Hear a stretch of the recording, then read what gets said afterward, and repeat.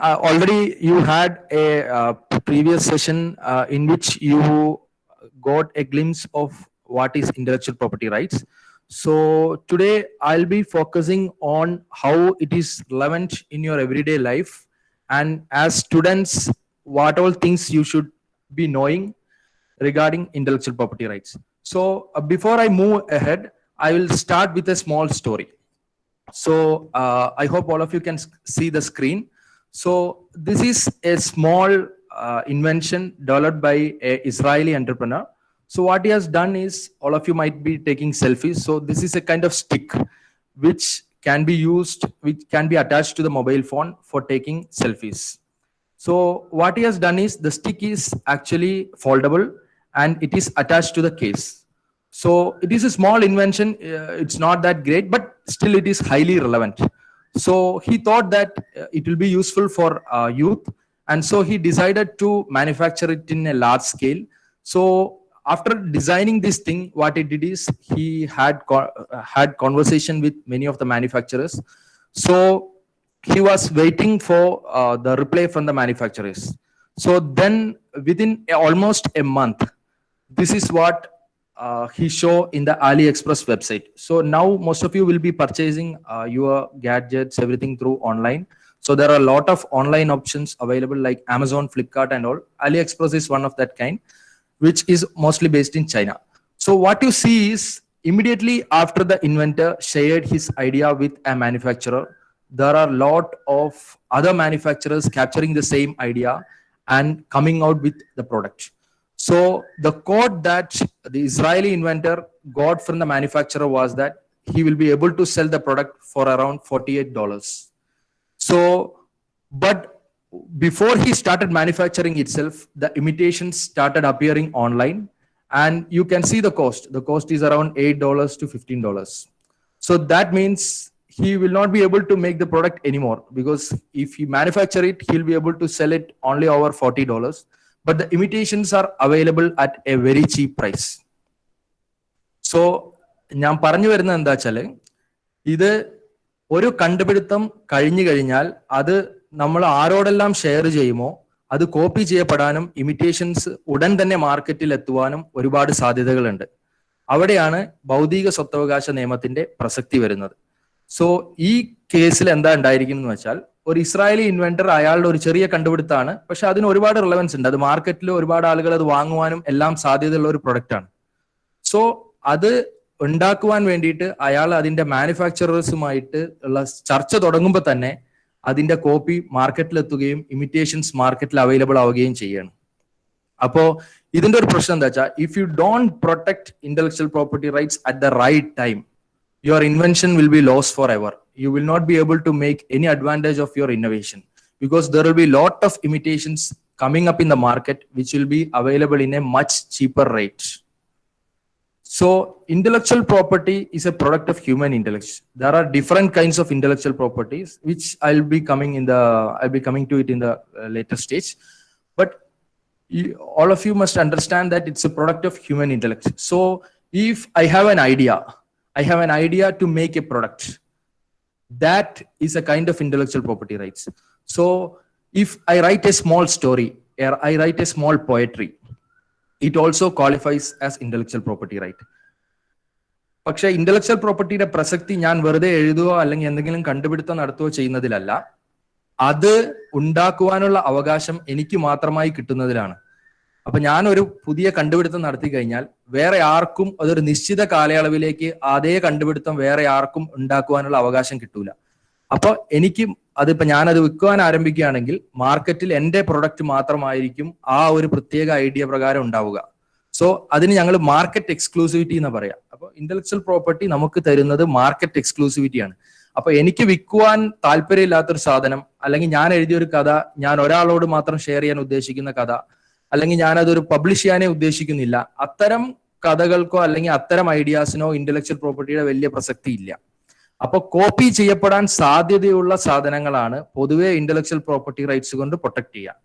So നമ്മൾ protect ചെയ്യുമ്പോൾ നമ്മൾ എന്താ നോക്കുക, നമ്മൾക്കൊരു കൊമേഴ്ഷ്യൽ ഇൻട്രസ്റ്റ് ആ പെർട്ടിക്കുലർ പ്രൊഡക്റ്റിലോ ആ സ്റ്റോറിയിലോ ഉണ്ട്.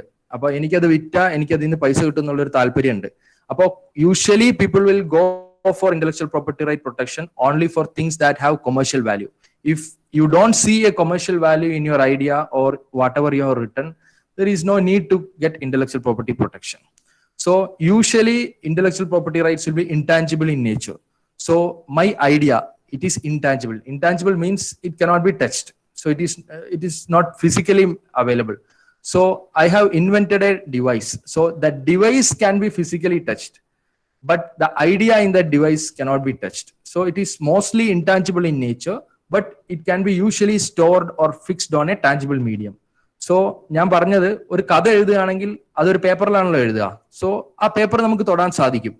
പക്ഷേ ആ കഥ എന്ന് പറയുന്ന ആ ഐഡിയ, ആ എക്സ്പ്രഷൻ ഉണ്ടല്ലോ, ആ എക്സ്പ്രഷൻ ഇൻടാഞ്ചിബിൾ ആണ്. അത് നമുക്ക് ഏത് മീഡിയത്തിലേക്ക് വേണമെങ്കിലും മാറ്റാം. ഇന്ന് ഞാൻ പേപ്പറിൽ എഴുതിയ കഥ നാളെ എനിക്കത് കോപ്പി ചെയ്ത് കമ്പ്യൂട്ടറിൽ വെബ്സൈറ്റിൽ ഇടാം, അല്ലെങ്കിൽ എനിക്കതൊരു CD-യിലോ അല്ലെങ്കിൽ പെൻഡ്രൈവിലോ ആക്കിയിട്ട് വേറൊരാൾക്ക് കൊടുക്കാം, അല്ലെങ്കിൽ ഒരു ഇമെയിൽ ആയിട്ട് അയക്കാം.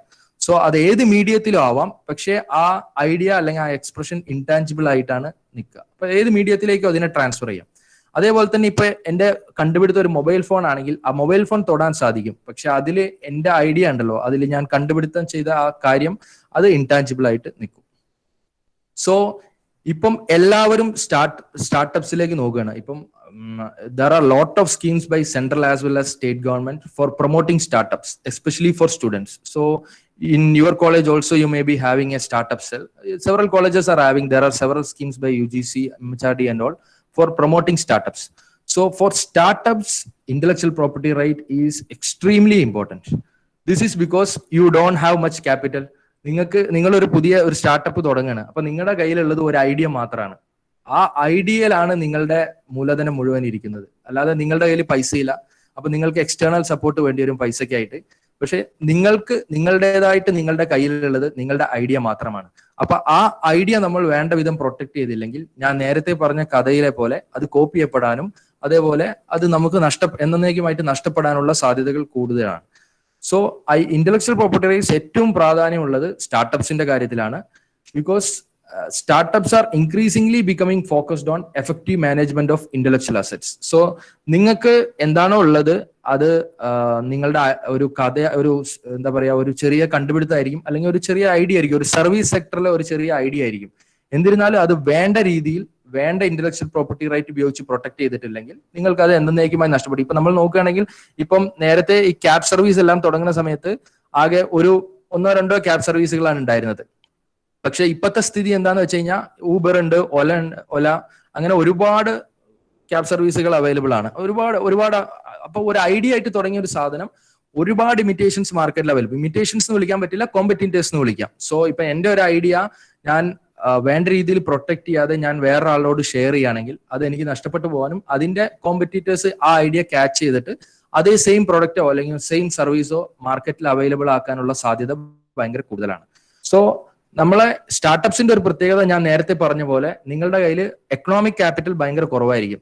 അപ്പൊ ഫിനാൻഷ്യൽ ക്യാപിറ്റൽ എന്നല്ലേ നിങ്ങൾ വിളിക്കുക. ഫിനാൻഷ്യൽ ക്യാപിറ്റൽ ഭയങ്കര കുറവായിരിക്കും, കാരണം നിങ്ങൾക്ക് നിങ്ങളെല്ലാം ഇതായിരിക്കും. പക്ഷെ നിങ്ങളുടെ അസറ്റ്സ് മുഴുവനും നിങ്ങളുടെ ഐഡിയയിലാണ് കിടക്കുന്നത്, അല്ലെങ്കിൽ നിങ്ങളുടെ ആ പ്ലാൻ ഉണ്ടല്ലോ, നിങ്ങൾ ഇംപ്ലിമെന്റ് ചെയ്യാൻ ഉദ്ദേശിക്കുന്ന പ്ലാൻ ആണ് നിങ്ങളുടെ ഇന്റലക്ച്വൽ അസറ്റ്. സോ ആ ഇന്റലക്ച്വൽ അസറ്റ് പ്രൊട്ടക്ട് ചെയ്യേണ്ടത് അത്യന്തം പ്രാധാന്യം അർഹിക്കുന്ന കാര്യമാണ്. ഇല്ലെങ്കിൽ അത് കോപ്പി ചെയ്യപ്പെടാനും ആൾക്കാർ അത് സെയിം ഐഡിയ ആയിട്ട് മാർക്കറ്റിൽ വരാനുള്ള സാധ്യത വളരെയധികം കൂടുതലാണ്. ഇനി ഞാൻ പറയാൻ പോകുന്നത് ഇത്, just see this slide. So you can see from 1975 to 2010. The latest statistics I have not got yet. So I have just shown from all it's almost 35 years. So you can see the part of intangible assets increasing in the companies. So in 1975, intangible assets of a company was almost around 17%. But when you come to 2010, almost 80% of the assets, total assets of a company is intangible assets. So this is for Fortune 500 companies. So what you see is the value, the quantum of intangible assets in the total assets of a company is increasing in a very high scale. So the statistics I have shown is till 2010. So maybe if you see in 2020, it would have gone more than 90%. So most of the companies you see, like Facebook, their entire assets is intangible assets. WhatsApp, The entire asset is intangible asset. So they may have only 1 or 2 offices they may have, and tangible asset will be very limited.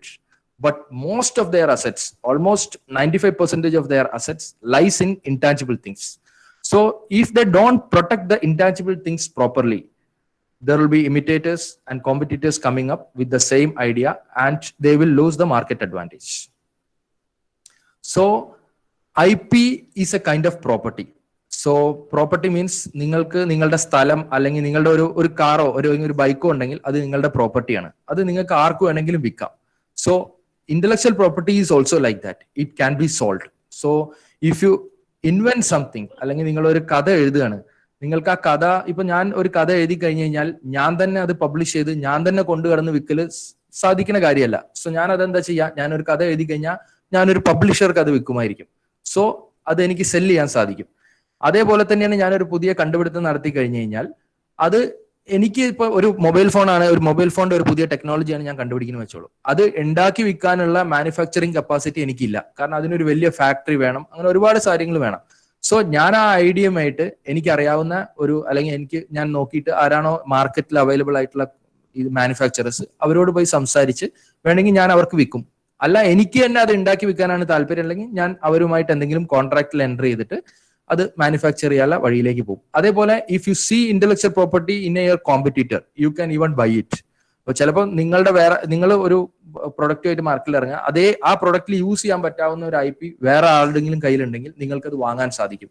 അതേപോലെ it can B licensed or assigned, it can pass under your will. അപ്പോൾ സാധാരണ സ്വത്തവകാശം എങ്ങനെയാണോ ഒരാളിൽ നിന്ന് മറ്റൊരാളിലേക്ക് പോകുക, അതായത് നമ്മുടെ സ്ഥലമാണെങ്കിൽ നമുക്കത് വിൽക്കാൻ സാധിക്കും, വേറൊരാളുടെ സ്ഥലം നമുക്ക് വാങ്ങാൻ സാധിക്കും.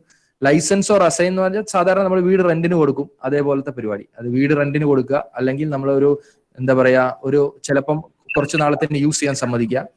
അതേപോലെ തന്നെ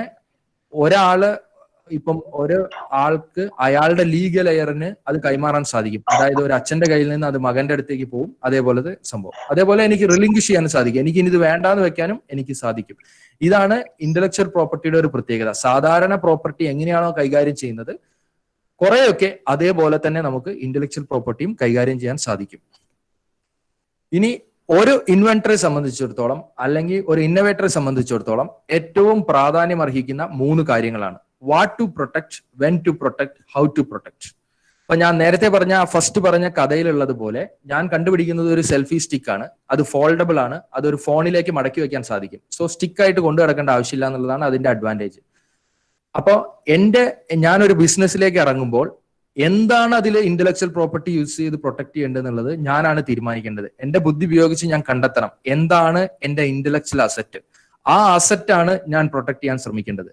വെൻ ടു പ്രൊട്ടക്ട്, എപ്പോഴാണ് ഞാൻ പ്രൊട്ടക്ട് ചെയ്യേണ്ടത്? കാരണം ആ ഐഡിയ വേറൊരാളുടെ അടുത്തേക്ക് പോയിട്ട് പിന്നെ ഞാനത് പ്രൊട്ടക്ട് ചെയ്യാൻ ശ്രമിച്ചിട്ട് കാര്യമില്ല. കാരണം I have already lost that idea because somebody will be copying it, because it's already out in the market. So I have to protect it well in advance. പക്ഷേ ആ ഐഡിയ മച്ചുവർ ആവുന്നതിന് മുമ്പേ ഞാൻ protect ചെയ്യാൻ ശ്രമിച്ചിട്ട് കാര്യമില്ല. കാരണം ഇപ്പൊ ഞാനൊരു കഥ എഴുതി തുടങ്ങുകയാണ്, കഥ എഴുതുന്നതിന്റെ മുമ്പേ എനിക്ക് പ്രൊട്ടക്ട് ചെയ്യാൻ ശ്രമിക്കാൻ പറ്റില്ലല്ലോ. സോ കഥ എഴുതി കഴിഞ്ഞതിന് ശേഷം അത് സാധിക്കുകയുള്ളൂ. പക്ഷെ അതുപോലെ തന്നെ അതാണ് വെൻ ടു പ്രൊട്ടക്ട്. അതായത് ഇപ്പൊ എന്റെ മനസ്സിലുള്ള ഒരു ഐഡിയ ആണ്, അതൊരു ഇംപ്ലിമെന്റബിൾ മെത്തേഡിലേക്ക് മാറ്റി കഴിഞ്ഞതിന് ശേഷം ഞാൻ പ്രൊട്ടക്ട് ചെയ്യാൻ ശ്രമിക്കുകയായിരിക്കും നല്ലത്. കാരണം ഇല്ലെങ്കിൽ അത് എനിക്ക് പ്രൊട്ടക്ട് ചെയ്യാൻ സാധിച്ചോളണമെന്നില്ല. How to protect. So ഇവിടെയാണ് there are different kinds of intellectual properties available. So I'll be coming to it. So if it is a story, it can be protected using copyright. If it is an invention, it can be protected using patents. If it is a design, it can be protected using design protection. So അത് എങ്ങനെയാണ് അത് protect ചെയ്യേണ്ടത്? ചിലപ്പോൾ ഇതൊന്നും സാധിക്കാത്ത ഞാൻ രഹസ്യമാക്കി വെക്കുന്നതായിരിക്കും അത് പ്രൊട്ടക്ട് ചെയ്യാൻ ഏറ്റവും നല്ലത്. സോ എങ്ങനെയാണ് അത് പ്രൊട്ടക്ട് ചെയ്യേണ്ടത് എന്നുള്ളതാണ് 3ാമത്തെ ചോദ്യം. So there are different categories of intellectual property rights. Patent is there, copyright, industrial designs, semiconductor chips protection. So ആദ്യം പറഞ്ഞ 3 നമ്മൾ സാധാരണ പൊതുവായി കാണുന്നത്. പേറ്റന്റ് നമ്മൾ എല്ലാവരും കേട്ടിട്ടുണ്ടാവും. പേറ്റന്റ് പൊതുവെ എല്ലാ കണ്ടുപിടുത്തങ്ങളും പേറ്റന്റ് ഉപയോഗിച്ചാണ് പ്രൊട്ടക്ട് ചെയ്യുക.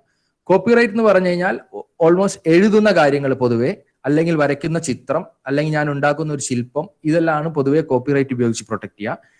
ഇൻഡസ്ട്രിയൽ ഡിസൈൻസ്, നമ്മളൊരു പ്രൊഡക്റ്റ് മാർക്കറ്റിൽ വാങ്ങുമ്പോൾ നമ്മൾ ഏറ്റവും അട്രാക്ട് ചെയ്യുന്ന ഒരു കാര്യം അതിന്റെ ഡിസൈൻ ആയിരിക്കും. ഇപ്പോ ഞാനൊരു ബോട്ടിൽ വാങ്ങുകയാണെങ്കിൽ ആ ബോട്ടിലിന്റെ ഡിസൈൻ, അല്ലെങ്കിൽ ഞാനിപ്പോ ഒരു ട്രിമ്മർ വാങ്ങുകയാണ് പുതിയതായിട്ട് മാർക്കറ്റിൽ നിന്ന്. അപ്പൊ ആ ട്രിമ്മറിന്റെ ഡിസൈൻ എനിക്ക് പിടിക്കാൻ പറ്റാവുന്ന അതിന്റെ ആ ഡിസൈൻ ആണ് അതിന്റെ ഏറ്റവും വലിയ പ്രാധാന്യം. സോ ആ ഇൻഡസ്ട്രിയൽ ഡിസൈൻ എന്ന് പൊതുവെ വിളിക്കുന്നത് അതാണ്. സെമി കണ്ടക്ടർ ചിപ്സ് പ്രൊട്ടക്ഷൻ പൊതുവെ ഇന്ത്യയിൽ അങ്ങനെ മാനുഫാക്ചറേഴ്സ് ഒന്നുമില്ല. ഇത് നമ്മുടെ ഫോണിൽ നമ്മൾ കണ്ടിട്ടില്ലേ, പുതിയ ഫോൺ വാങ്ങുമ്പോൾ അതിന്റെ ചിപ്പ് ക്വാൾകോം സ്നാപ്ഡ്രാഗൺ ആണെന്ന് പറഞ്ഞിട്ട് അത്തരം ചിപ്പുകളെ പ്രൊട്ടക്ട് ചെയ്യാനാണ് സെമി കണ്ടക്ടർ ചിപ്സ് പ്രൊട്ടക്ഷൻ ഉള്ളത്. പ്ലാൻ വെറൈറ്റീസ് പ്രൊട്ടക്ഷൻ അതുപോലെ തന്നെ ഞാൻ പുതിയൊരു പ്ലാൻ വെറൈറ്റി കണ്ടുപിടിക്കുകയാണ്. ഇപ്പൊ നമ്മളിപ്പം കർഷകരായിട്ടുള്ള ആളുകളൊക്കെ അതിന് പരിചയമുള്ള ആളുകൾക്ക് ചിലപ്പോൾ അറിയുണ്ടാവും. നമ്മളൊരു രണ്ട് പ്ലാന്റുകള് മിക്സ് ചെയ്തിട്ട് നമ്മളൊരു പുതിയൊരു പ്ലാന്റ് ആയിട്ട് ഡെവലപ്പ് ചെയ്യുന്ന പരിപാടിയുണ്ട്. അപ്പോൾ പ്ലാൻ വെറൈറ്റി പ്രൊട്ടക്ഷൻ പൊതുവെ അതിനാണ് വിളിക്കുക. ട്രേഡ് മാർക്ക് ഇതുപോലെ തന്നെ വളരെ കോമൺ ആയിട്ടുള്ള ഒരു പ്രൊട്ടക്ഷൻ ആണ്. നമ്മളെല്ലാം ഇപ്പൊ നമ്മളെ ഏറ്റവും അട്രാക്റ്റീവ് ഒരു കമ്പനിയുടെ പേര് നമ്മളെ ഏറ്റവും അട്രാക്ട് ചെയ്യുന്ന കാര്യം അതിന്റെ ട്രേഡ് മാർക്ക് ആയിരിക്കും. ഇപ്പൊ ഗൂഗിളിന്റെ ട്രേഡ് മാർക്ക് എല്ലാവർക്കും അറിയാം. അതുപോലെ തന്നെ നമ്മുടെ മാർക്കറ്റിൽ അവൈലബിൾ ആയിട്ടുള്ള എല്ലാ സാധനങ്ങൾക്കും ഒരു ട്രേഡ് മാർക്ക് ഉണ്ടായിരിക്കും. സോ ട്രേഡ് മാർക്ക് പ്രൊട്ടക്ഷൻ അങ്ങനെയാണ് വരുന്നത്. ജോഗ്രഫിക്കൽ ഇൻഡിക്കേഷൻ എന്ന് പറയുന്നത് പൊതുവെ ഒരാൾക്കുള്ളതിനേക്കാളും ഒരു സമൂഹത്തിനാണ് അതിന്റെ ഉപകാരപ്പെടുക. ഇപ്പൊ അതും ഞാൻ ഡീറ്റെയിൽ ആയിട്ട് അതിലേക്ക് പോകുമ്പോൾ പറയാം. ട്രേഡ് സീക്രട്ട് ആണ് അടുത്തത്. അതാണ് ഞാൻ പറഞ്ഞത്. ചില സാധനങ്ങൾ, ചില നമ്മുടെ ഐഡിയാസ് നമ്മൾ പേറ്റന്റ് ഉപയോഗിച്ചോ അല്ലെങ്കിൽ കോപ്പിറൈറ്റ് ഉപയോഗിച്ചോ അങ്ങനെ എന്തെങ്കിലും പ്രൊട്ടക്ട് ചെയ്യുന്നതിനേക്കാളും നമുക്ക് ഏറ്റവും നല്ലത് അത് രഹസ്യമാക്കി വെക്കുന്നതായിരിക്കും. അങ്ങനെ രഹസ്യമാക്കി വെക്കാൻ സാധിക്കുന്ന സാധനങ്ങൾ പ്രൊട്ടക്ട് ചെയ്യാൻ വേണ്ടിയിട്ടാണ് ട്രേഡ് സീക്രട്ട് ഉപയോഗിക്കുക. So patent is commonly used to protect innovations and improvement. So if I invent something, it will be usually used for this kind of protection is usually used for technology products. So if I invent something, I can protect it using patents. So patents, if I protect a invention using patent, I will get an exclusive right to prevent third parties from making, using, offering for sale, selling or importing the patented invention. പക്ഷേ patent നമുക്ക് കിട്ടാനായിട്ട് നമ്മുടെ ഞാൻ നേരത്തെ പറഞ്ഞ categories of IP-യിലെ മറ്റ് കാറ്റഗറിയിൽ നിന്ന് വ്യത്യസ്തമായിട്ട് പേറ്റന്റ് കിട്ടാനായിട്ട് കുറച്ച് ഇലാബറേറ്റ് പ്രൊസീജിയർ ആണുള്ളത്. സോ അത് എങ്ങനെയാന്നുള്ളത് ഞാൻ പറയാം. അതായത് ഇപ്പൊ ഞാനൊരു കണ്ടുപിടുത്തം നടത്തുകയാണെങ്കിൽ, ഞാനിപ്പോ കണ്ടുപിടിക്കുന്നത് ഒരു സ്വിച്ച് ആണെന്ന് വെച്ചോളൂ. നമുക്ക് എല്ലാവർക്കും സ്വിച്ച് എന്താണെന്ന് അറിയാലോ. അപ്പൊ സ്വിച്ച് സാധാരണ ഉപയോഗിക്കുന്ന സ്വിച്ച് നമുക്കറിയാം, അത് സിമ്പിൾ ഡിസൈൻ ആണ്. സോ അതിൽ കുറച്ചും കൂടി അഡ്വാൻറ്റേജസ് ആയിട്ട് ഒരു പുതിയ ഡിസൈൻ ഞാൻ കണ്ടുപിടിക്കുകയാണ്. അത് ഇത് യൂസ് ചെയ്യാന്നുണ്ടെങ്കിൽ നമുക്ക് വേണമെങ്കിൽ ഇപ്പൊ നമ്മൾ സാധാരണഗതിയിൽ നമ്മൾ അമർത്തിയിട്ടാണല്ലോ സ്വിച്ച് ഇടാറ്. അതിന് പകരം ഞാൻ പറയുമ്പം റിയാക്ട് ചെയ്യുന്ന ഒരു സ്വിച്ച് ഞാൻ കണ്ടുപിടിക്കുകയാണ്. അപ്പോൾ അതിന് സാധാരണഗതിയിൽ ഞാൻ പേറ്റന്റിന് അപേക്ഷിക്കുക എന്ന് പറഞ്ഞു കഴിഞ്ഞാൽ, first I have to make a preliminary application. So in that application, I will tell my invention is a different kind of switch which works on which responds to voice. So അങ്ങനെ അതെല്ലാം explain ചെയ്തുകൊണ്ട് ഞാൻ ഒരു preliminary application ഉണ്ടാക്കും. അത് ഞാൻ patent ഓഫീസിൽ file ചെയ്യണം. അതിനുശേഷം 1 വർഷത്തിന്റെ ഉള്ളിൽ ഞാൻ ഡീറ്റെയിൽഡ് ആയിട്ട് എന്റെ ഇൻവെൻഷൻ വിവരിച്ചുകൊണ്ടുള്ള ഒരു ഡോക്യുമെന്റ് ഉണ്ടാക്കണം. ആ ഡോക്യുമെന്റ് ഞാൻ പേറ്റന്റ് ഓഫീസിൽ സബ്മിറ്റ് ചെയ്യണം. അത് പേറ്റന്റ് ഓഫീസ് അത് പരിശോധിച്ച് ഇത് പേറ്റന്റബിൾ ആണോ നോക്കാനായിട്ട് അവർക്ക് 4 ക്രൈറ്റീരിയകളാണുള്ളത്. ആ 4 ക്രൈറ്റീരിയകൾ സാറ്റിസ്ഫൈ ചെയ്യുകയാണെങ്കിൽ അവർ പേറ്റന്റ് തരും. ആ പേറ്റന്റ് എനിക്ക് കിട്ടിക്കഴിഞ്ഞാൽ അതിന്റെ വാലിഡിറ്റി 20 വർഷമാണ്. അപ്പോൾ ഞാൻ ജസ്റ്റ് ഫയൽ ചെയ്ത് കഴിഞ്ഞാൽ ഉടനെ എനിക്ക് കിട്ടില്ല. അത് സാധാരണഗതിയിൽ ഒരു മിനിമം 3 to 5 വർഷം വരെ സാധാരണഗതിയിൽ അത് എടുക്കാം. സോ ഈ ക്രൈറ്റീരിയാസ് എല്ലാം ഫുൾഫിൽ ചെയ്താൽ മാത്രമേ എനിക്ക് പേറ്റന്റ് കിട്ടുള്ളൂ. അപ്പൊ നമുക്ക് ക്രൈറ്റീരിയാസ് എന്താന്ന് നോക്കാം. First, novelty. So if you will get patent only if your invention is novel. So if it is not novel usually means it is new. So it should be new. New means nobody else has already invented it. Nobody else has already used it. No, it's not available in the market.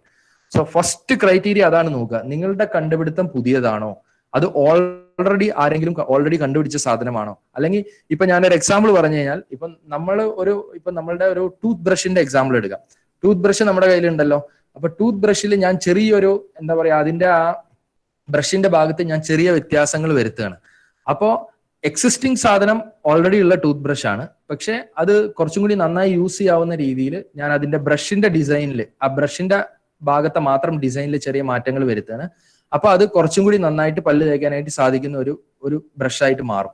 So എന്റെ കണ്ടുപിടുത്തം എന്ന് പറയുന്നത് ആ ബ്രഷിന്റെ ഭാഗത്തെ improvement ആണ്, മൊത്തം ബ്രഷിന്റെ അല്ല.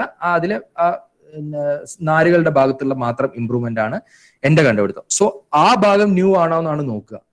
അതേപോലെ തന്നെ സാധാരണ ബ്രഷിനെ പറ്റി അറിയാവുന്ന ഒരാൾക്ക് ഈ ഒരു ചെറിയ ഇമ്പ്രൂവ്മെന്റ് അയാൾക്ക് ഓൾറെഡി കൺസീവ് ചെയ്യാൻ പറ്റാവുന്ന ഒരു കാര്യമാണെങ്കിൽ അത് ന്യൂ ആയിട്ട് കൂട്ടില്ല. കാരണം നിങ്ങളുടെ ഇന്നോവേഷൻ എന്ന് പറയുന്നത് ഇൻക്രിമെന്റൽ ആണ്. അതായത് ഒരു ചെറിയ ഒരു മാറ്റം മാത്രമാണ് നിങ്ങൾ വരുത്തിയതെങ്കിൽ അതിനെ പൊതുവെ ന്യൂ ആയിട്ട് പരിഗണിക്കില്ല. അതേപോലെ തന്നെ it should be having an inventive step. Inventive step means it should be having an അതിൽ ഓൾറെഡി എക്സിസ്റ്റിംഗ് ഇന്ന് ഒരു അഡ്വാൻസ്മെന്റ് അതിലുണ്ടായിരിക്കണം. അതിലൊരു ടെക്നോളജിക്കൽ അഡ്വാൻസ്മെന്റ് ഉണ്ടായിരിക്കണം. ടെക്നോളജിക്കൽ അഡ്വാൻസ്മെന്റ് എന്ന് വെച്ചാൽ എല്ലാം ടെക്നോളജി ആയിക്കൊള്ളണമെന്നില്ല, പക്ഷെ അതിന്റെ എഫക്റ്റിൽ ഒരു അഡ്വാൻസ്മെന്റ് വേണം. ആ അഡ്വാൻസ്മെന്റ് ഇല്ലെങ്കിൽ അത് ഇൻവെന്റീവ് സ്റ്റെപ്പ് ഇല്ല എന്നുള്ളതാണ് കാരണം. അതേപോലെ തന്നെ it should be non obvious. Non obvious means it should not be obvious to a person skilled in the art. So that is what I said regarding the toothbrush. So anybody who knows what is toothbrush will be knowing that if I make a small improvement, it will work better. So it is obvious. So it will not satisfy the criteria of non-obviousness. പക്ഷേ എനിക്ക് സാധാരണഗതിയിൽ എനിക്ക് സങ്കല്പിക്കാൻ പറ്റാവുന്നതിൽ നിന്ന് വ്യത്യസ്തമായിട്ട് ഒരു പുതിയ ഒരു മാറ്റമാണ് നിങ്ങൾ സജസ്റ്റ് ചെയ്യണമെങ്കിൽ അത് നോൺ ഓബ്വിയസ് ആവും. അപ്പോൾ അത് പേറ്റന്റബിൾ ആവും. And also it should be capable of industrial application. Industrial application എന്ന് വെച്ചാൽ നിങ്ങൾ ഇപ്പൊ കണ്ടുപിടിക്കുന്നത് പൊതുവെ എന്താ പറയാ എന്തെങ്കിലും ഉപയോഗപ്രദമായിട്ടുള്ള ഒരു കാര്യമാണെങ്കിൽ അത് ആ ക്രൈറ്റീരിയ സാറ്റിസ്ഫൈ ചെയ്യും. So patent means I have to make an application. So patent office എന്നാ പറയാ. പേറ്റന്റ് ഓഫീസ് നമുക്ക് ഇപ്പം നമ്മുടെ റീജിയനിലെ കേരളം, തമിഴ്നാട് എല്ലാം കവർ ചെയ്യുന്നത് ചെന്നൈയിലെ പേറ്റന്റ് ഓഫീസാണ്. അതേപോലെ രാജ്യത്തിന്റെ വിവിധ ഭാഗങ്ങളിലുണ്ട്. മുംബൈയിലുണ്ട്, ഡൽഹിയിലുണ്ട്, കൊൽക്കത്തയിലുണ്ട്. ഇവിടെയാണ് പേറ്റന്റ് ഓഫീസുകൾ ഉള്ളത്. So if I want to apply for a patent, I have to make an application. അതെല്ലാം ഇപ്പൊ ഓൺലൈൻ ആണ്. ഇപ്പൊ എല്ലാം ഓൺലൈനായി മാറുകയാണല്ലോ. അപ്പോൾ പേറ്റന്റ് ഓഫീസിലെ ആപ്ലിക്കേഷനും ഓൺലൈൻ ആയിട്ട് ചെയ്യാവുന്നതാണ്. സോ ഞാൻ ആദ്യം എന്താ ചെയ്യേണ്ടത് വെച്ചാൽ whatever is my invention, I have to write it down. So first I have to make a brief description of what is my invention, and I have to file an application.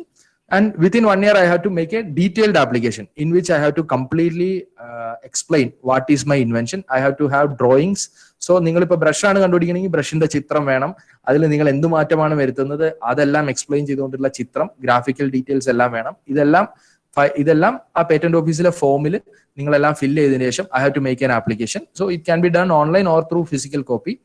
So once I make the application, that application will be published.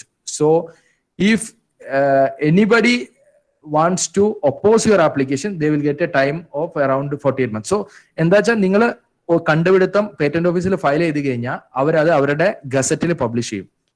So ഈ ഫീൽഡിലുള്ള എല്ലാവർക്കും അത് ഇത്തരം ഒരു കണ്ടുപിടുത്തമായിട്ട് ഒരാൾ വന്നിട്ടുണ്ട്. അപ്പോൾ അവർ already അത് കണ്ടുപിടിച്ച് വെച്ച സാധനമാണെങ്കിൽ അവർക്ക് അത് ഒപ്പോസ് ചെയ്യാൻ സാധിക്കും. അപ്പോൾ അല്ലെങ്കിൽ ഇപ്പോൾ ഇത് ഓൾറെഡി മാർക്കറ്റിൽ അവൈലബിൾ ആവും. ചിലപ്പോൾ നിങ്ങൾ കേരളത്തിൽ ഇരുന്നുകൊണ്ട് കണ്ടുപിടിക്കുന്ന സാധനം ഓൾറെഡി ചിലപ്പോൾ ഡൽഹിയിലോ അല്ലെങ്കിൽ ഉത്തർപ്രദേശിലോ അല്ലെങ്കിൽ വേറെ ഏതെങ്കിലും സംസ്ഥാനത്തോ ഓൾറെഡി ആൾക്കാർ കണ്ടുപിടിച്ചിട്ടുണ്ടാവും. അല്ലെങ്കിൽ ചിലപ്പോൾ അമേരിക്കയിൽ അത് അവൈലബിൾ ആയിരിക്കാം. അത് ഏതെങ്കിലും കമ്പനി ഉണ്ടാക്കിയിട്ടുണ്ടാവും ഓൾറെഡി. അത് നിങ്ങൾക്ക് അറിയില്ല. ചിലപ്പം നിങ്ങൾ ഉണ്ടാക്കുന്ന കണ്ടുപിടുത്തം ചിലപ്പോൾ ഓൾറെഡി നിങ്ങൾ ആരുടെയെങ്കിലും ഇമിറ്റേറ്റ് ചെയ്തിട്ട് ഉണ്ടാക്കിയതായിരിക്കാം. ചിലപ്പോൾ നിങ്ങൾ നെറ്റിൽ നോക്കുമ്പോൾ നിങ്ങൾക്ക് തോന്നും ഇതുണ്ടല്ലോ, അപ്പൊ ഇത് ഇവിടെ ആരും അത് ഇറക്കിയിട്ടില്ല, സോ എന്തുകൊണ്ട് അത് ഇറക്കിയാൽ സക്സസ് ആവുമല്ലോ, സോ എനിക്ക് അതിന് പേറ്റന്റ് അപ്ലൈ ചെയ്തുകൂടെ വിചാരിച്ച് നിങ്ങൾ അപ്ലൈ ചെയ്തായിരിക്കും.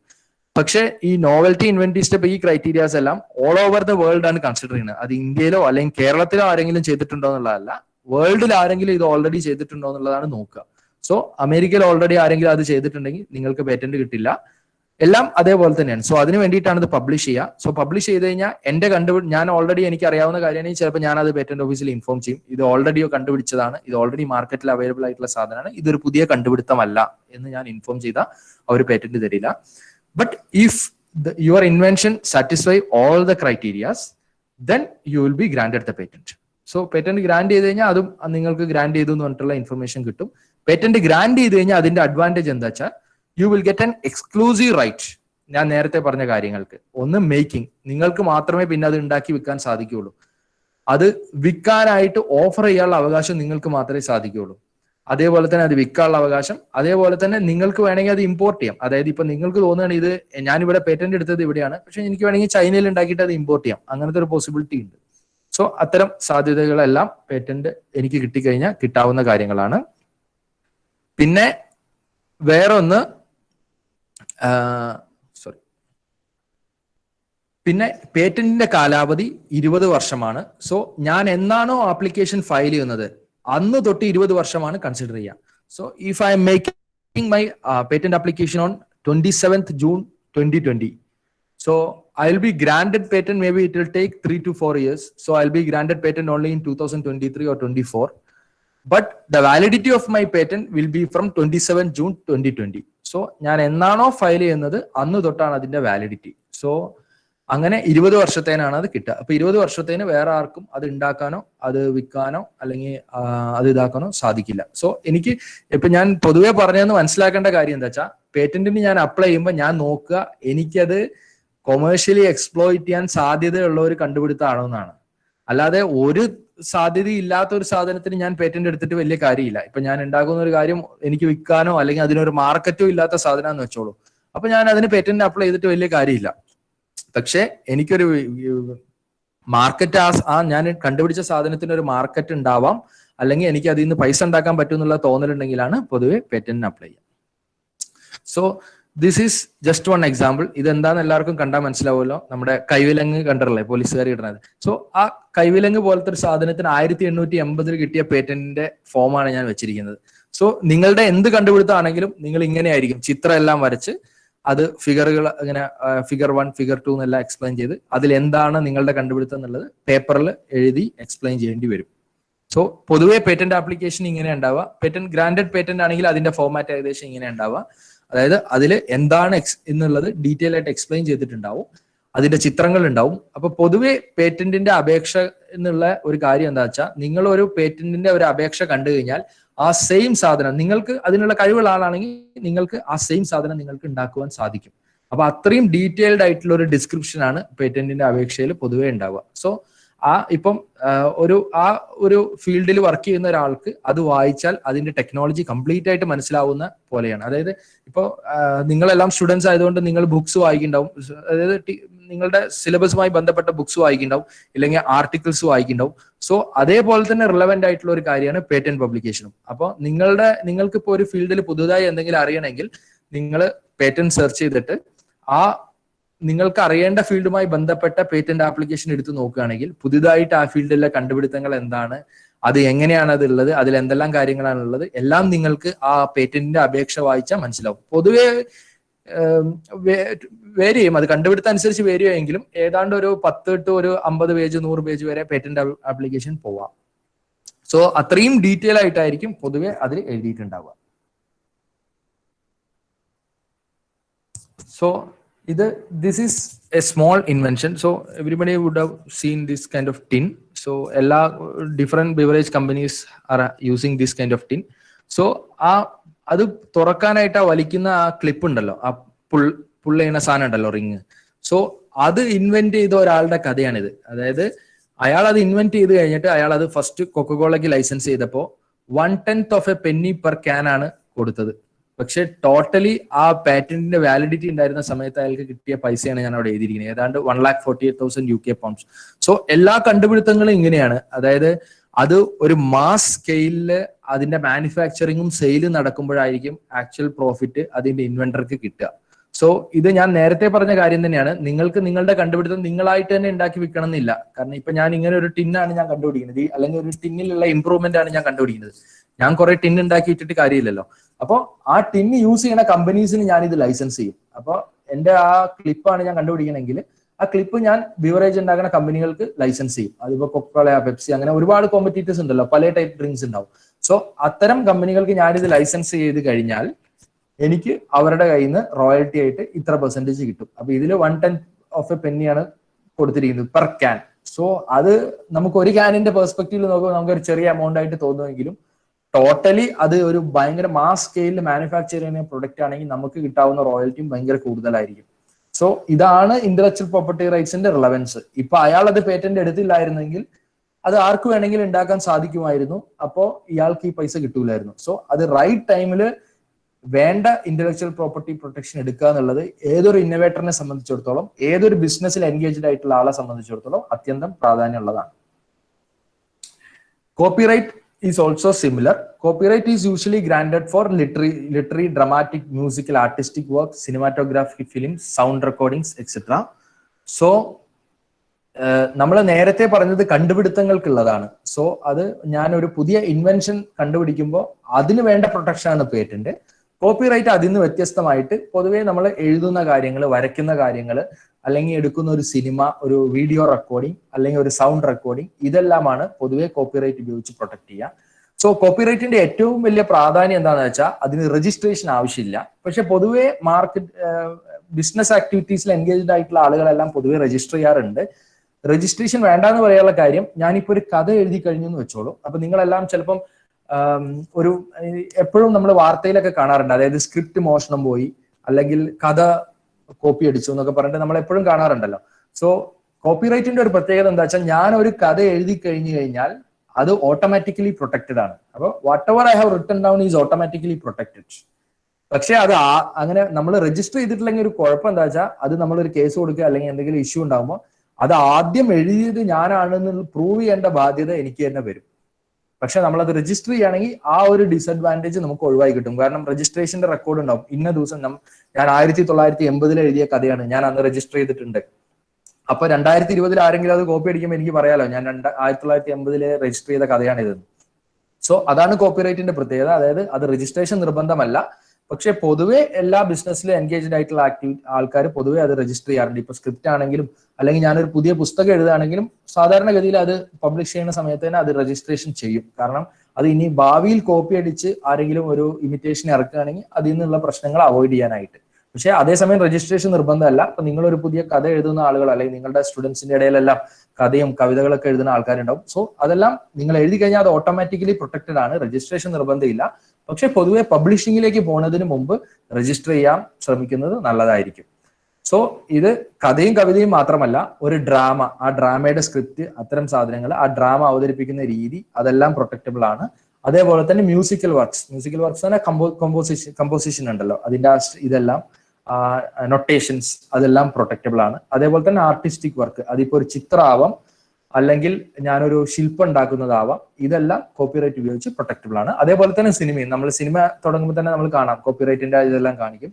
സോ എല്ലാ വീഡിയോഗ്രാഫിക് റെക്കോർഡിങ്സും പ്രൊട്ടക്റ്റബിൾ ആണ്. അതേപോലെ തന്നെയാണ് സൗണ്ട് റെക്കോർഡിങ്, എന്റെ പാട്ട് റെക്കോർഡ് ചെയ്യുക, അല്ലെങ്കിൽ ഇപ്പൊ ഞാൻ നടത്തുന്ന ഇത് റെക്കോർഡ് ചെയ്യാനാണ്, ഇപ്പൊ ഞാൻ സംസാരിച്ചുകൊണ്ടിരിക്കുന്നത് റെക്കോർഡ് ചെയ്യുക, ഇതെല്ലാം കോപ്പിറൈറ്റ് ഉപയോഗിച്ച് പ്രൊട്ടക്റ്റബിൾ ആണ്. അതേപോലെ തന്നെയാണ് ഡാറ്റാബേസും കമ്പൈലേഷൻസും. സോ ഡാറ്റാബേസ് എന്ന് പറഞ്ഞു കഴിഞ്ഞാൽ ഇപ്പം നമ്മളെല്ലാം കണ്ടോ, ചിലപ്പം നമ്മുടെ ഒരു എക്സാമ്പിൾ പറഞ്ഞാൽ നമ്മുടെ ഒരു ടെലിഫോൺ ഡയറക്ടറി ഒരു കമ്പൈലേഷൻ ആണ്. സോ അതും പ്രൊട്ടക്റ്റബിൾ ആണ്. അതേപോലെ തന്നെ ഡാറ്റാബേസ് ആണ്, അതും പ്രൊട്ടക്റ്റബിൾ ആണ്. അതേപോലെ തന്നെ പലതരം ഡാറ്റാബേസുകൾ ഉണ്ട്, അതെല്ലാം പ്രൊട്ടക്റ്റബിൾ ആണ്. സോ ഇതെല്ലാം പൊതുവെ കോപ്പിറൈറ്റ് ഉപയോഗിച്ചാണ് പ്രൊട്ടക്ട് ചെയ്യുക. സോ കോപ്പിറൈറ്റിലാണ് രജിസ്റ്റർ ചെയ്യുക. ഇതേപോലെ തന്നെയാണ് കമ്പ്യൂട്ടർ പ്രോഗ്രാം.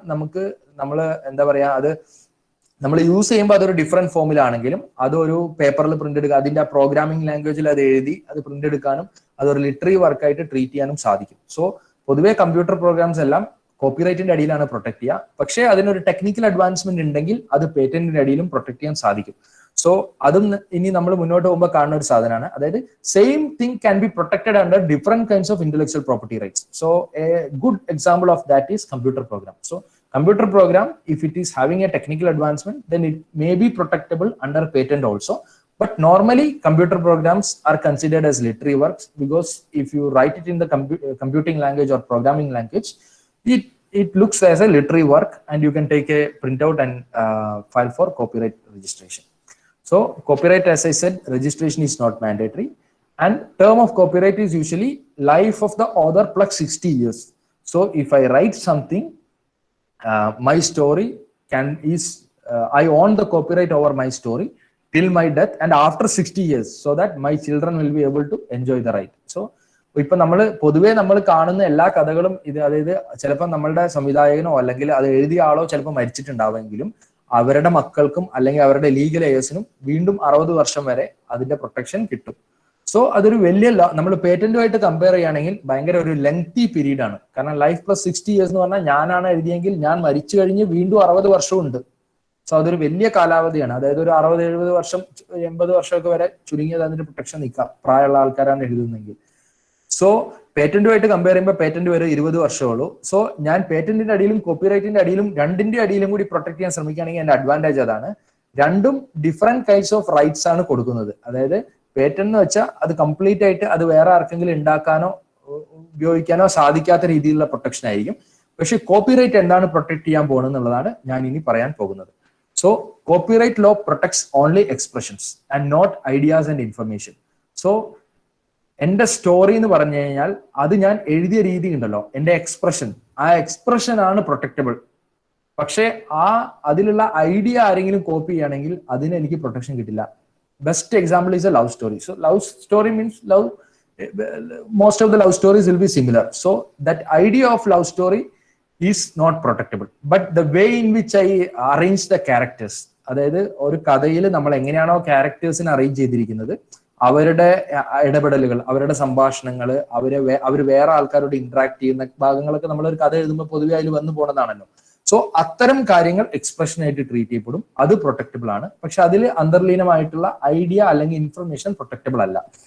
സോ ഇതാണ് കോപ്പിറൈറ്റും പേറ്റന്റും തമ്മിലുള്ള ഞാൻ പറഞ്ഞല്ലോ, ചിലപ്പോൾ നമുക്ക് രണ്ടിലും പ്രൊട്ടക്ട് ചെയ്യാൻ പറ്റുമെങ്കിൽ ഇതാണ് അതിന്റെ വ്യത്യാസം. സോ കോപ്പിറൈറ്റ് ഐഡിയ ഇൻഫർമേഷൻ ഒന്നും പ്രൊട്ടക്ട് ചെയ്യില്ല, അതിന്റെ എക്സ്പ്രഷൻ മാത്രമേ പ്രൊട്ടക്ട് ചെയ്യുള്ളൂ. പക്ഷെ പേറ്റന്റ് എന്ന് പറയുമ്പോൾ അത് കംപ്ലീറ്റ് ആയിട്ടുള്ള പ്രൊട്ടക്ഷൻ ആണ്. ഈവൻ അതിൽ ഇൻക്ലൂഡിംഗ് ആയിട്ടുള്ള ഐഡിയ അടക്കം പ്രൊട്ടക്ഷൻ കിട്ടും. ആർക്കും അത് വിൽക്കാനോ അല്ലെങ്കിൽ അത് ഉണ്ടാക്കുവാനോ സാധിക്കാത്ത രീതിയിലുള്ള പ്രൊട്ടക്ഷൻ പേറ്റന്റിൽ നിന്ന് കിട്ടും. So now we can move to trademark. Trademark, all of you will be knowing. Trademark is a mark which is capable of being represented graphically. So all the products we usually identify it with the trademark. So ipo nammal ipo Whirlpool endha nammal parayumbol nammal endu Whirlpoolinte different products undavum, പക്ഷെ നമ്മൾ Whirlpool എന്ന് പറഞ്ഞാൽ അത് എല്ലാവർക്കും അറിയാം. ഇതേപോലെ തന്നെയാണ് ഒരുപാട് മാർക്സ് നമുക്ക് മാർക്കറ്റിൽ യൂഷ്വലി ഉള്ള അതിന്റെ പേര് ആ പ്രൊഡക്റ്റിനേക്കാളും ചിലപ്പം ഇതായിരിക്കും. ഇപ്പൊ നമ്മള് പല സാധനങ്ങളും അങ്ങനെയുണ്ട്. അതായത് ചിലപ്പം ആ കമ്പനിയുടെ പേരിലായിരിക്കും ആ ഒരു സാധനം തന്നെ പിന്നെ അറിയപ്പെടുക. അങ്ങനത്തെ ഒത്തിരി, ഇപ്പൊ നമ്മൾ സിറോക്സ് ഒക്കെ കേട്ടില്ലേ, സിറോക്സ് ഒരു കമ്പനിയുടെ പേരാണെങ്കിലും പൊതുവെ ഫോട്ടോസ്റ്റാറ്റിന് നമ്മൾ സിറോക്സ് എന്ന് പറഞ്ഞുകൊണ്ടിരിക്കുക. സോ പല കമ്പനീസ് ഇപ്പൊ ഫോട്ടോസ്റ്റാറ്റ് മെഷീൻ ഉണ്ടാക്കുന്നുണ്ട്, കാനൺ, HP, എല്ലാ കമ്പനീസിനും ഉണ്ട്. പക്ഷെ പൊതുവെ അതിനെ നമ്മൾ സിറോക്സ് എന്നാണ് വിളിക്കുക. കാരണം ആ കമ്പനിയുടെ പേരും അതിന്റെ ആ പെർട്ടിക്കുലർ പ്രൊഡക്റ്റും അത് സിനോണിമസ് ആയി മാറി എന്നുള്ളത്. അതായത് അതൊരു സെയിം വാക്കി തന്നെ നമ്മൾ വിളിക്കാൻ തുടങ്ങുക. അത്രയും ട്രേഡ് മാർക്ക് ആളുകളുടെ മനസ്സിൽ പതിയും. സോ ട്രേഡ് മാർക്കിന്റെ പ്രാധാന്യം അത് ആളുകളെ അട്രാക്ട് ചെയ്യാനും പെട്ടെന്ന് ആളുകളുടെ കണ്ണിൽ പെടാനും അതേപോലെ തന്നെ ആളുകളുടെ മനസ്സിൽ പതിയുന്ന ഒരു ട്രേഡ് മാർക്ക് ആണ് ഏതൊരു ബിസിനസിന്റെയും ഏറ്റവും പ്രാധാന്യമുള്ള ഒരു കാര്യങ്ങളിൽ ഒന്ന്. സോ നമുക്ക് ഒരുപാട് ട്രേഡ് മാർക്ക്, ഇപ്പൊ ഗൂഗിൾ, ഫ്ലിപ്കാർട്ട്, ആമസോൺ എല്ലാം നമ്മുടെ മനസ്സിൽ അത്രയും പതിയും. നമ്മള് ആ ഒരു ഇതിനെ തന്നെ നമ്മൾ ആ ഒരു പേരിലായിരിക്കും പിന്നെ അറിയപ്പെടുക. സോ ട്രേഡ് മാർക്കിന്റെ പ്രത്യേകത, it should be capable of distinguishing the goods and services of one person from that of others. It may include a shape of goods, their packaging, combination of colors. So trademark gives reputation and goodwill.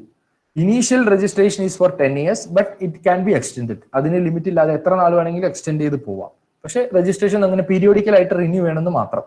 Trade മാർക്കും കോപ്പിറൈറ്റിനായിട്ട് ഒരു similarity ഉണ്ട്. കാരണം trade മാർക്കും register ചെയ്യണം നിർബന്ധമില്ല. പക്ഷെ നിർബന്ധം ഇല്ല എന്ന് വെച്ചാലും നിങ്ങളുടെ ഒരു കോമ്പറ്റീറ്റർ അതേ ട്രേഡ് മാർക്ക് യൂസ് ചെയ്ത് തുടങ്ങുകയാണെങ്കിൽ ഞാനാണ് ഇത് ആദ്യം യൂസ് ചെയ്തത് എന്ന് കോടതിയിൽ സ്ഥാപിക്കേണ്ടത് നിങ്ങളുടെ ബാധ്യതയായിട്ട് വരും. സോ രജിസ്റ്റർ ചെയ്ത് കഴിഞ്ഞാൽ അത്തരം ഡിസഡ്വാൻറ്റേജ് എല്ലാം നിങ്ങൾക്ക് ഒഴിവായി കിട്ടും. സോ പൊതുവെ ഇപ്പൊ ലീഡിങ് കമ്പനീസ് എല്ലാം പൊതുവെ ട്രേഡ് മാർക്ക് വന്നു കഴിഞ്ഞാൽ അവർ രജിസ്റ്റർ ചെയ്യും. ഒരു കമ്പനിക്ക് തന്നെ ഒന്നിൽ കൂടുതൽ ട്രേഡ് മാർക്കുകൾ ഉണ്ടാവും. അവരുടെ ഓരോ പ്രൊഡക്റ്റും ഒരു ട്രേഡ് മാർക്ക് ആവാം. ഇപ്പം ഒരു എക്സാമ്പിൾ പറഞ്ഞു കഴിഞ്ഞാൽ നമ്മുടെ ഉജാല കമ്പനി, നമ്മുടെ ജ്യോതി ലബോറട്ടറീസ് ഉണ്ടല്ലോ. So they are having their different products. For example, one is Ujala. So Ujala is one trademark and Prill is another trademark. So അങ്ങനത്തെ ഒരു കമ്പനിക്ക് തന്നെ ഒരുപാട് പ്രൊഡക്ട്സ് ഉണ്ടാവും. ഇപ്പം ഹിന്ദുസ്ഥാൻ ലിവർ അങ്ങനത്തെ കമ്പനീസിനെല്ലാം ഒരുപാട് പ്രൊഡക്ട്സ് ഉണ്ടാവും. അതിൽ ഓരോ പ്രൊഡക്റ്റിന്റെ പേരും അവർ ട്രേഡ് മാർക്ക് ആയിട്ട് രജിസ്റ്റർ ചെയ്തിട്ടുണ്ടാവും. കമ്പനിയുടെ പേരും ട്രേഡ് മാർക്ക് ആയിരിക്കും. അതിലെ ഓരോ പ്രൊഡക്റ്റ്, അതിന്റെ ഡിസൈൻ, അതെല്ലാം ട്രേഡ് മാർക്ക് ആയിരിക്കും.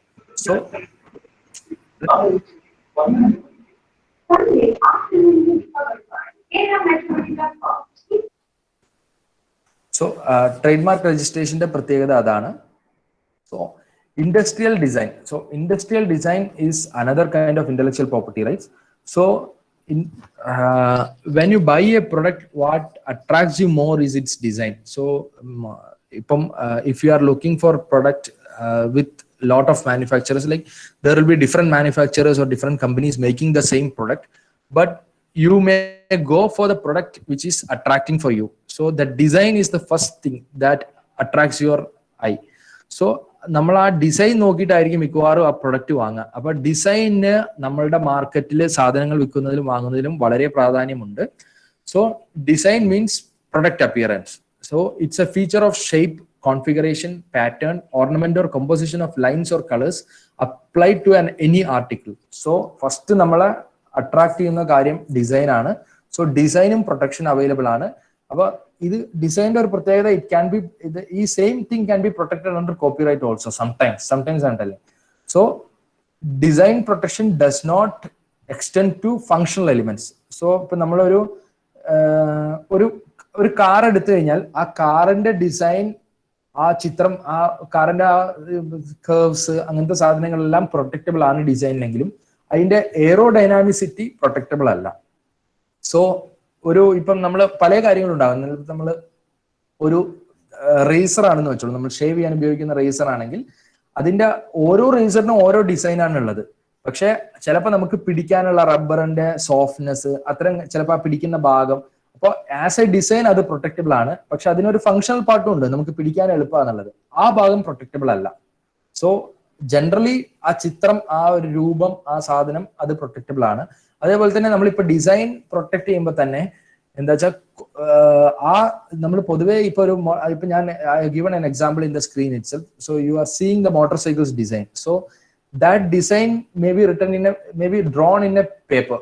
So that paper will have copyright because it's a design. So അത് it's a kind of artistic work. So അത് ആർട്ടിസ്റ്റിക് വർക്ക് എന്നുള്ള രീതിയിൽ എന്റെ ഡ്രോയിങ് പ്രൊട്ടക്റ്റബിൾ ആണ്. അതേപോലെ തന്നെ ഇതൊരു പ്രൊഡക്റ്റിലേക്ക് മാറുമ്പോൾ ഞാൻ ഡിസൈൻ പ്രൊട്ടക്ഷൻ എടുത്തു കഴിഞ്ഞാൽ എനിക്ക് ആ ഡിസൈനിന് പ്രൊട്ടക്ഷൻ കിട്ടും. So usually the term of design is 15 years. So geographical indication is another kind of intellectual property right. So till now we have dealt with different kinds of intellectual property rights which is usually available for an individual. So if you are an inventor, you can apply for patents. If you write down something, you can apply for copyright. If you design something which will be given for a product, then you can go for industrial design protection. But geographical indication is slightly different. It is available to large number of people living in a locality or a community. So geographical indication എന്ന് പറഞ്ഞു കഴിഞ്ഞാൽ ഒരു പ്രത്യേക സ്ഥലത്ത് താമസിക്കുന്ന ആളുകൾ അവര് ആ സ്ഥലത്തിന്റെ പ്രത്യേകത കൊണ്ട് ഒരു പ്രൊഡക്റ്റിനുള്ള എന്തെങ്കിലും പ്രത്യേകതകൾ ഉണ്ടെങ്കിൽ അതിന് കിട്ടാവുന്ന പ്രൊട്ടക്ഷൻ ആണ് ജോഗ്രഫിക്കൽ ഇൻഡിക്കേഷൻ എന്ന് പറയാം. സോ ഇപ്പൊ നമ്മള് ഇപ്പം നമ്മുടെ സാറേ ഒരു സെക്കൻഡ്, സാറിന്റെ സ്ക്രീൻ പ്രസന്റേഷൻ ഒന്നുകൂടി ഒന്ന് സ്റ്റാർട്ട് ചെയ്യാമോ? അത് ഫ്രണ്ട് എൻഡിൽ വരുന്നില്ല. ആരോ ഒരാൾ ഇടയ്ക്ക് സ്ക്രീൻ പ്രസന്റ് ചെയ്ത സമയം തൊട്ട് അത് പുറകിലാണ്. അപ്പൊ പറയുന്നതാണ് കൂടുതൽ പേരും കാണുന്നത്. അപ്പൊ ഞാൻ സ്റ്റോപ്പ് ഷെയറിംഗ് ചെയ്തിട്ട് വീണ്ടും ഷെയർ ചെയ്തിട്ട് ഒന്നുകൂടെ ഒന്ന് ഷെയർ ചെയ്താൽ മതി സാർ. ഓക്കെ, ഞാൻ ചെയ്തു.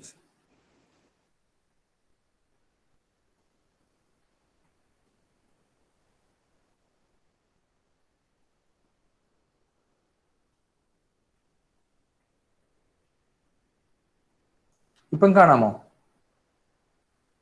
ഇപ്പൊ ഓക്കെയാണ് സാർ. ഇപ്പൊ okay, thank you. So geographical ഇൻഡിക്കേഷന്റെ പ്രത്യേകത അതാണ്. അതായത് അതിന് ഒരു ക്വാളിറ്റിയോ അല്ലെങ്കിൽ ഒരു റെപ്യൂട്ടേഷനോ അല്ലെങ്കിൽ വേറെ എന്തെങ്കിലും ക്യാരക്ടറിസ്റ്റിക്കോ ഉണ്ട്. അത് ആ ഒരു പ്രത്യേക സ്ഥലത്തിന്റെ പ്രത്യേകതകൾ കൊണ്ട് വരുന്നതാണെങ്കിലാണ് പൊതുവെ ജോഗ്രഫിക്കൽ ഇൻഡിക്കേഷന് നമ്മൾ അപ്ലൈ ചെയ്യുക. സോ അതിപ്പോ നമ്മളൊരു എക്സാമ്പിൾ എടുത്തു കഴിഞ്ഞാൽ നമ്മൾ പൊക്കാളി റൈസ് എന്ന് എല്ലാവരും കേട്ടിട്ടുണ്ടാവും. സോ ആ ഒരു പ്രദേശത്ത് മാത്രം കൾട്ടിവേറ്റ് ചെയ്യുന്ന ഒരു റൈസ് വെറൈറ്റിയാണത്. ഒരു നമ്മുടെ സാധാരണ എല്ലാ സ്ഥലങ്ങളിലും അവൈലബിൾ ആയിട്ടുള്ള സാധനമല്ല.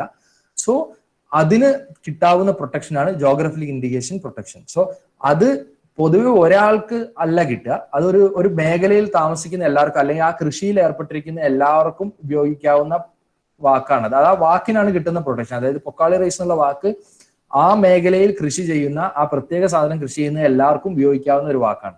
അങ്ങനെ ആ വാക്കിന് കിട്ടുന്ന പ്രൊട്ടക്ഷനാണ് ജോഗ്രഫി ഇൻഡിക്കേഷൻ. നമ്മളിപ്പോ പൊതുവെ ഏറ്റവും ഫേമസ് ആയിട്ടുള്ള എക്സാമ്പിൾസ് നോക്കിക്കഴിഞ്ഞാൽ സ്കോച്ച് വിസ്കി എന്ന് പറയും. അപ്പൊ സ്കോച്ച് വിസ്കി എന്ന് പറഞ്ഞാൽ സ്കോട്ട്ലൻഡിലെ ആ പ്രത്യേക മേഖലയിൽ താമസിച്ച് അവിടെ ഉത്പാദിപ്പിക്കുന്ന വിസ്കിക്ക് മാത്രം ഉപയോഗിക്കുന്ന പേരാണ് സ്കോച്ച് വിസ്കി എന്നുള്ളത്.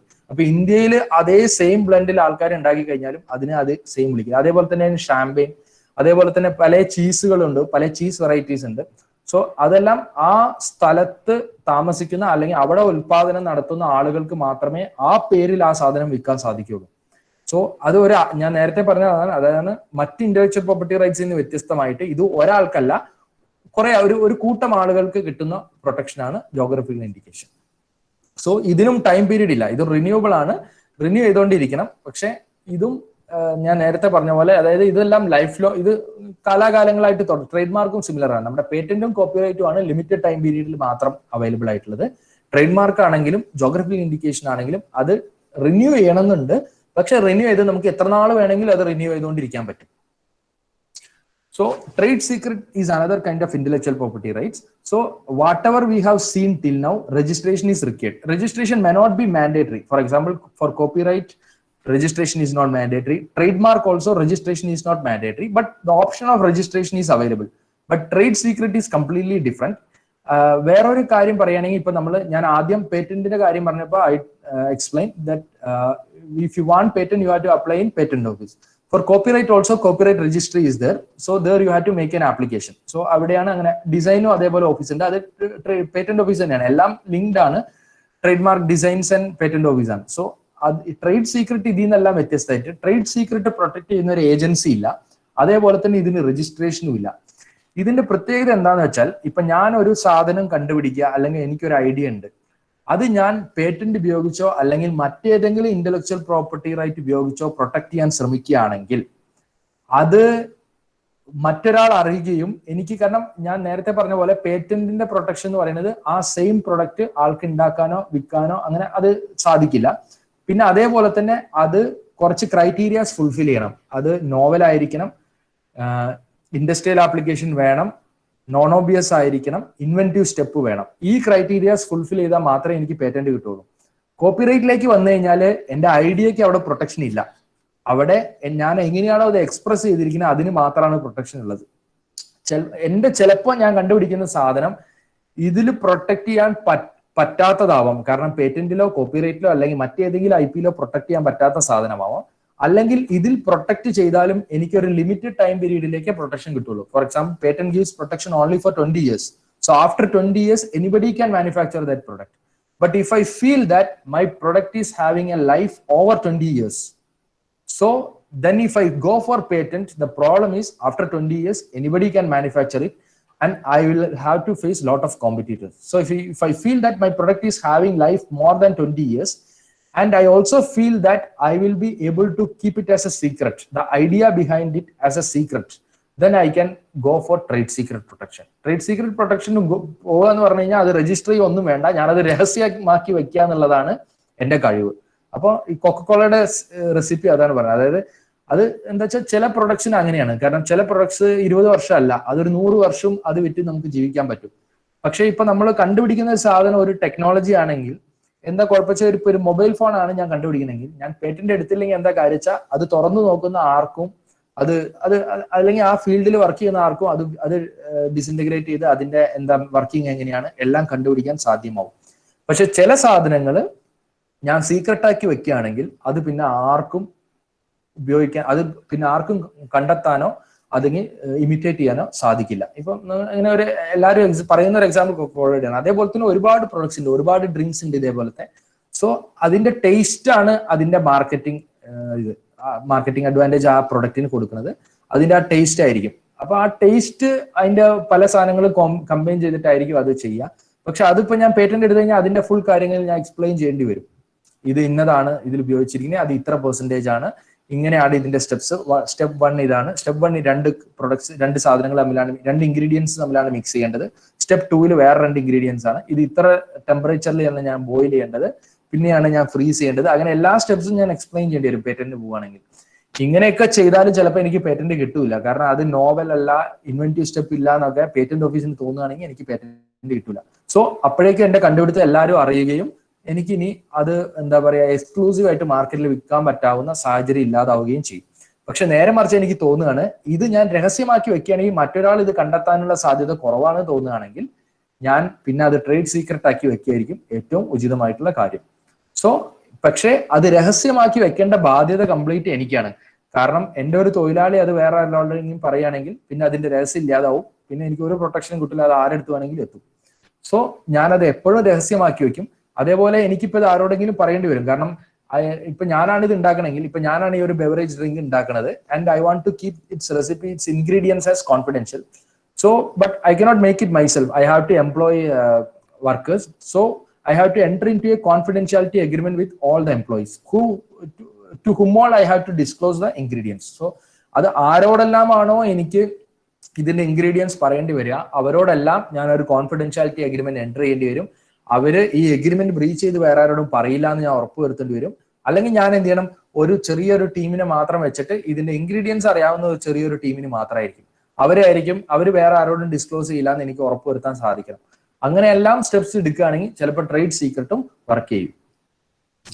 ഇനി as I told earlier, same product may be having different kind of intellectual property protection. So a pen is a good example. So that idea behind the fountain pen, that ink will be stored in a compartment and it flows towards the nib, ഇതെല്ലാം അതിന്റെ ആ pipe അത്തരം സാധനങ്ങൾക്കെല്ലാം patent എടുക്കാൻ സാധിക്കും. അതേപോലെ തന്നെ ആ പെന്നിന്റെ design, അതിന്റെ ആ ഒരു കയ്യിൽ പിടിക്കുന്ന രീതി, അതേപോലെ അതിന്റെ ഷേപ്പ്, അതിന്റെ കളറ്, അതിന്റെ നമുക്ക് ഒരു പെണ്ണ് കാണുമ്പോൾ അതിന്റെ ഭംഗി തോന്നുന്ന ഭാഗങ്ങളുണ്ടല്ലോ, അതെല്ലാം അതിന്റെ ഡിസൈൻ പ്രൊട്ടക്ഷനിൽ വരുന്ന കാര്യങ്ങളാണ്. സോ അത്തരം കാര്യങ്ങൾക്ക് നമുക്ക് ഡിസൈൻ പ്രൊട്ടക്ഷൻ എടുക്കാൻ പറ്റും. പിന്നെ പെന്നിന് ഒരു ബ്രാൻഡ് ഉണ്ടാവുമല്ലോ, പൈലറ്റ് ആണെങ്കിലും ഷെഫേഴ്സ് അല്ലെങ്കിൽ ഏത് ബ്രാൻഡ് ആണെങ്കിലും ആ പെന്നിന്റെ ബ്രാൻഡിങ്ങിന് ട്രേഡ് മാർക്ക് പ്രൊട്ടക്ഷനും പറ്റും. സോ എന്താ വെച്ചാൽ ഒരു എപ്പോഴും പറയുന്ന ഒരു എക്സാമ്പിൾ ആണ് പെന്നിന്റെ example. So a single invention or a single product may be protected under different kind of intellectual property rights. So each intellectual property right will be protecting a particular aspect in that product. So പെന്നിന്റെ കാര്യം അതാണ് example ആയിട്ട് പറഞ്ഞത്. ഇതേപോലത്തെ ഒരുപാട് products ഉണ്ട്, ഒരുപാട് intellectual property rights ഉപയോഗിച്ചിട്ട് protect ചെയ്യുന്ന ഒരുപാട് പ്രൊഡക്ട്സ് നമുക്ക് മാർക്കറ്റിൽ അവൈലബിൾ ആണ്.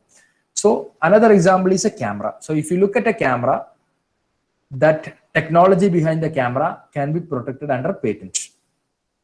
It will have a design. ആ ഡിസൈൻ ആണ് ചിലപ്പം നമ്മൾ എന്താ പറയാ ഫോട്ടോഗ്രാഫിയിൽ താല്പര്യമുള്ള ആൾക്കാരാണെങ്കിലും അവർ അതിന്റെ ടെക്നോളജി അതിന്റെ എന്താ പറയാ അതിന്റെ ഇതും എല്ലാം നോക്കുമെങ്കിലും ചിലപ്പം ഒരേ ടെക്നോളജി യൂസ് ചെയ്യുന്ന രണ്ട് ക്യാമറകൾ അവൈലബിൾ ആണെങ്കിൽ ചിലപ്പോൾ പിന്നെ അതിന്റെ ഡിസൈൻ ആയിരിക്കും നോക്കുക. കാരണം അത് കയ്യിൽ പിടിക്കാവുന്ന രീതി, പിന്നെ അതിന്റെ അട്രാക്റ്റീവ്നെസ്, കൊണ്ടു നടക്കുമ്പോഴുള്ള ഒരു ഭംഗി, അതെല്ലാം. സോ അത് ഡിസൈൻ പ്രൊട്ടക്ഷനും സാധാരണ കമ്പനികൾ രജിസ്റ്റർ ചെയ്യും.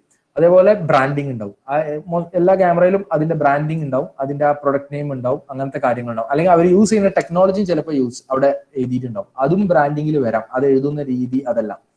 സോ അതാണ് ട്രേഡ് മാർക്ക് പ്രൊട്ടക്ഷൻ. കോപ്പിറൈറ്റ് അതിന്റെ ഇൻസ്ട്രക്ഷൻ ബുക്ക്ലെറ്റ്, മാനുവല്, ഇത്തരം കാര്യങ്ങളെല്ലാം കോപ്പിറൈറ്റിലും പ്രൊട്ടക്റ്റഡ് ആയിരിക്കും. So same product may be protected under different kinds of intellectual property rights. So Lego അതേപോലെ പറയുന്ന ഒരു എക്സാമ്പിൾ ആണ്. അതായത് ലീഗോ അത് കണ്ടുപിടിച്ച സമയത്ത് അവർ പേറ്റന്റ്, ലീഗോ നമ്മുടെ മറ്റേ ഈ കളിക്കുന്ന കുട്ടികളൊക്കെ കളിക്കുന്ന അങ്ങനെ ഇതായിട്ടുള്ള സാധനം ഉണ്ടല്ലോ, സോ അത് കണ്ടുപിടിച്ച സമയത്ത് അവർ പേറ്റന്റ് എടുത്തിട്ടുണ്ടായി. പക്ഷെ patent lasted only for 20 years. So after that they are continuing to protect it under designs, trademarks and copyright. So അതാണ് ഞാൻ നേരത്തെ പറഞ്ഞ പോലത്തെ ഒരുപാട് ഇന്റലക്ച്വൽ പ്രോപ്പർട്ടി റൈറ്റ്സ് ഉപയോഗിച്ച് ഒരു പ്രൊഡക്റ്റ് പ്രൊട്ടക്ട് ചെയ്യുമ്പോൾ കിട്ടുന്ന ഒരു അഡ്വാൻറ്റേജ് അതാണ്. പേറ്റന്റ് 20 വർഷത്തേനെ ഉണ്ടാവുള്ളൂ, കോപ്പിറൈറ്റും ലിമിറ്റഡ് പീരീഡ് ആണ്. പക്ഷെ നിങ്ങൾ എന്താ പറയാ ട്രേഡ് മാർക്കും എല്ലാം ഉപയോഗിച്ച് അത് നിങ്ങൾക്ക് അപ്പോഴേക്കും ഒരു മാർക്കറ്റ് അഡ്വാൻറ്റേജ് ഉണ്ടാക്കാൻ സാധിക്കുകയാണെങ്കിൽ നിങ്ങളുടെ protection will be for ever and ever. So mobile phone, everybody will be using mobile phone now. So in a single mobile phone there will be more than 10,000 patents. So നമ്മളിപ്പോ മാർക്കറ്റിൽ available ആയിട്ടുള്ള ഏറ്റവും കൂടുതൽ patented ആയിട്ടുള്ള field നോക്കിക്കഴിഞ്ഞാൽ communication technology field ആണ്. So ഇത് ഞാൻ സ്റ്റാറ്റിസ്റ്റിക്സ് ഇവിടെ ഒരു ചെറിയ ഗ്രാഫ് ആയിട്ട് കൊടുത്തിട്ടുണ്ട്, എല്ലാവർക്കും കാണാൻ പറ്റുമെന്ന് വിചാരിക്കുന്നു. So in 2018 if you see, there are more than 10,000 patents filed in US alone for hardware components of mobile phone. For wireless technology, there were 6,000 patent applications filed. ഇപ്പൊ നമ്മൾ 5G ടെക്നോളജിയുമായി ബന്ധപ്പെട്ട പേറ്റൻസ് എല്ലാം സെർച്ച് ചെയ്യണമെങ്കിൽ തൗസൻഡ്സിലാണ് വരുന്നത്. ഇപ്പൊ 5G മാർക്കറ്റിൽ വരാൻ പോകുന്നുള്ളൂ. പക്ഷെ already there are different companies already file for patents on various aspects of 5G technology. അത് നമ്മൾ വെറുതെ സെർച്ച് ചെയ്ത് നോക്കിയാൽ തന്നെ നമുക്ക് കണ്ടുപിടിക്കാൻ സാധിക്കും. അപ്പൊ ഇത് ഞാൻ പറഞ്ഞ എന്താ വെച്ചാൽ in 2018 alone, if you calculate, you can see 2,000 patents for security and authentication softwares, 4,000 patents for wireless technology standards, more than 4,000 patents for software components, more than 6,000 patents, more than 10,000 patents for hardware components. So totally it comes to around 16, 20, more than 22,000 patents filed in 2018 alone in mobile phone fields. So ഇത് പുതിയ കാലഘട്ടത്തിൽ നമ്മൾ products എങ്ങനെയാണ് manufacture ചെയ്യുന്നത്, എങ്ങനെയാണ് അത് വിൽക്കുന്നത്, അത്തരം രീതികളെല്ലാം ഒരുപാട് മാറ്റം സംഭവിച്ചിട്ടുണ്ട്. So if you are buying a product from market, its different components may be manufactured in different countries or manufactured by different companies. So നമ്മളിപ്പോ ഈ ഒരു സിംഗിൾ എക്സാമ്പിൾ എടുത്താൽ, നമ്മളിപ്പോ ഒരു ബിസ്ക്കറ്റ് വാങ്ങിക്കഴിഞ്ഞാൽ തന്നെ ആ ബിസ്ക്കറ്റിന്റെ സൈഡിൽ എഴുതിയിട്ടുണ്ടാവും ഇത് ഏത് ഫാക്ടറിയിൽ ഉണ്ടാക്കിയതാണ്. ചിലപ്പം ഇപ്പൊ നമ്മൾ പാർലയുടെ ബിസ്ക്കറ്റ് ആണ് വാങ്ങണമെങ്കിലും ചിലപ്പോൾ അത് മാനുഫാക്ചർ ചെയ്തിരിക്കുന്നത് പാർലയുടെ ഫാക്ടറിയിലായിരിക്കില്ല. നമ്മൾ അതിന്റെ സൈഡിൽ നോക്കിയാൽ കാണും അത് ആരാണ് മാനുഫാക്ചർ ചെയ്തത്. സോ ഇപ്പൊ കോൺട്രാക്ട് മാനുഫാക്ചറിങ്ങിന്റെ കാലാണ്. അപ്പോൾ ഒരു പ്രൊഡക്റ്റിന്റെ ആ പ്രൊഡക്റ്റ് സെയിം പേരിലായിരിക്കും. ഇപ്പൊ ഡൽഹിയിലാണെങ്കിലും ചെന്നൈയിലാണെങ്കിലും അല്ലെങ്കിൽ കേരളത്തിലാണെങ്കിലും സെയിം പേരിലായിരിക്കും പ്രൊഡക്റ്റ് അവൈലബിൾ ആയിരിക്കുക. പക്ഷെ അത് ഉണ്ടാക്കിയിരിക്കുന്നത് വേറെ കോൺട്രാക്ട് മാനുഫാക്ചറേഴ്സിന്റെ വേറെ ഫാക്ടറിയിലായിരിക്കാം. സോ ഇതിപ്പോ ഒരു എയർലൈനിന്റെ എക്സാമ്പിൾ എടുത്തു കഴിഞ്ഞാൽ ഇതിന്റെ ഓരോ പാർട്സ് എവിടെ ഉണ്ടാക്കിയിരിക്കുന്നതാണ് ഞാൻ ഈ സ്ലൈഡിൽ കൊടുത്തിരിക്കുന്നത്.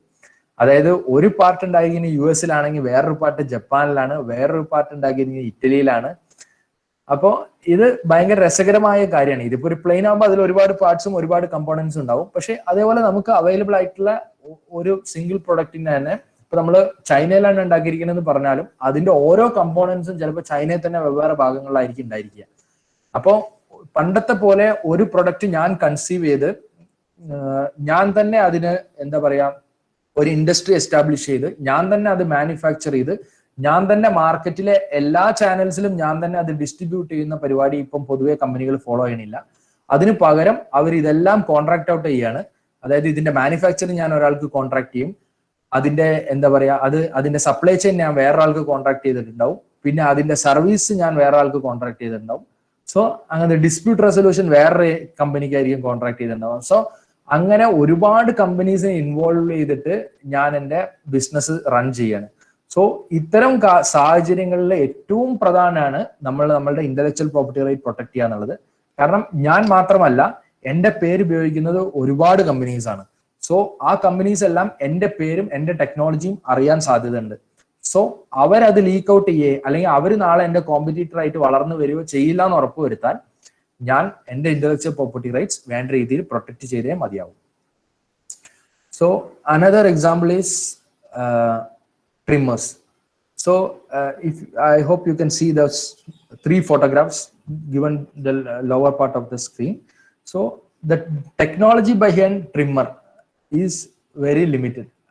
ഒരു ചെറിയൊരു ബ്ലേഡ് പോലത്തെ സാധനം, അത് വർക്ക് ചെയ്യാനായിട്ട് ഒരു മോട്ടർ, ഒരു ബാറ്ററി, റീചാർജബിൾ ബാറ്ററി, ഇത്തരം കാര്യങ്ങൾ മാത്രമേ ഉള്ളൂ. പക്ഷേ if you look at the market, there are lot of companies manufacturing trimmers in different shades and they boast that their product is having different advantage. ഇപ്പൊ ഏത് പ്രോഡക്റ്റ് എടുത്ത് നമ്മൾ ഫിലിപ്സിന്റെ എടുത്ത് നോക്കിക്കഴിഞ്ഞാലും അതേപോലെ വേറെ ഏതെങ്കിലും കമ്പനിയുടെ എടുത്ത് നോക്കി, പാനസോണിക്കിന്റെ എടുത്ത് നോക്കിയാലും എന്താ വെച്ചാൽ അവർ പറയും അവരുടെ ഡിസൈൻ ആണ് കൂടുതൽ നല്ലത്, ഹാൻഡിയാണ് കൂടുതൽ, പിന്നെ കട്ട് ചെയ്യാൻ നല്ലത് അതാണ്. അങ്ങനെ ഒരുപാട് അഡ്വാൻറ്റേജസ് അവർ എപ്പോഴും അഡ്വർടൈസ് ചെയ്തുകൊണ്ടേയിരിക്കും. പക്ഷെ എല്ലാത്തിന്റെ പിന്നിലുള്ള ടെക്നോളജിയും, അതായത് ബേസിക് ടെക്നോളജിയുടെ കാര്യം ഞാൻ പറഞ്ഞത്, അതായത് ചെറിയ ചേഞ്ചസ് ഉണ്ടാവും, അതിന്റെ ബ്ലേഡിംഗ് സിസ്റ്റത്തിൽ ചേഞ്ച് ഉണ്ടാവും, അവർ ഉപയോഗിക്കുന്ന ബാറ്ററിയിലും മോട്ടറിലും ഡിഫറെന്റ് ചേഞ്ചസ് ഉണ്ടാവും, അതിന്റെ സ്പീഡ് അഡ്ജസ്റ്റ്മെന്റ് മെക്കാനിസത്തിൽ ചേഞ്ച് ഉണ്ടാവും. പക്ഷെ അതിന്റെ ബേസിക് ടെക്നോളജി വളരെ സിമ്പിളും വളരെ എല്ലാ ഇതിലും കോമൺ ആയിട്ട് ഒരേ സാധനം തന്നെയാണ് ഉണ്ടാവുക. പക്ഷെ അതിന്റെ ഡിസൈനിങ്ങിലാണ് അതിന്റെ പ്രത്യേകതകൾ കിടക്കുന്നത്. പിന്നെ അവർ അതെങ്ങനെ അഡ്വർടൈസ് ചെയ്യുന്നത്, അവരുടെ പ്രൊഡക്റ്റിന് അഡ്വാൻറ്റേജ് കിട്ടാനായിട്ട് അവരതെങ്ങനെ അഡ്വർടൈസ് ചെയ്യുന്നത് എന്നുള്ളത് ഡിപ്പെൻഡ് ചെയ്താണ്. സോ ഇത്തരം സാഹചര്യങ്ങളിൽ അതിന്റെ ഡിസൈനിന്റെ പ്രാധാന്യം നമുക്ക് ഊഹിക്കാവുന്നുള്ളൂ. കാരണം ആ ഡിസൈനിലാണ് അവരുടെ അട്രാക്റ്റീവ്നെസ് എല്ലാം കിടക്കുന്നത്. ഒരു പ്രൊഡക്റ്റിനെ വേറൊരു പ്രൊഡക്റ്റിന് വ്യത്യസ്തമാക്കുന്നത് അതിന്റെ ഡിസൈനാണ്. അത് എല്ലാം തുറന്നു നോക്കിക്കഴിഞ്ഞാൽ ചിലപ്പോൾ അതിൽ ഉപയോഗിച്ചിരിക്കുന്ന മോട്ടർ വരെ ഒരേ കമ്പനി ഉണ്ടാക്കിയതാവാം. ഒരേ സിംഗിൾ ചൈനീസ് മാനുഫാക്ചർ ഉണ്ടാക്കിയ മോട്ടർ ആയിരിക്കാം ചിലപ്പോൾ ഡിഫറെന്റ് ബ്രാൻഡ്സ് യൂസ് ചെയ്യുന്നത്. These are 2 patent applications. Initially itself, when I explained patent, I already told you that patent application you have to elaborately explain your invention. So it will have a descriptive part as well as a figure part.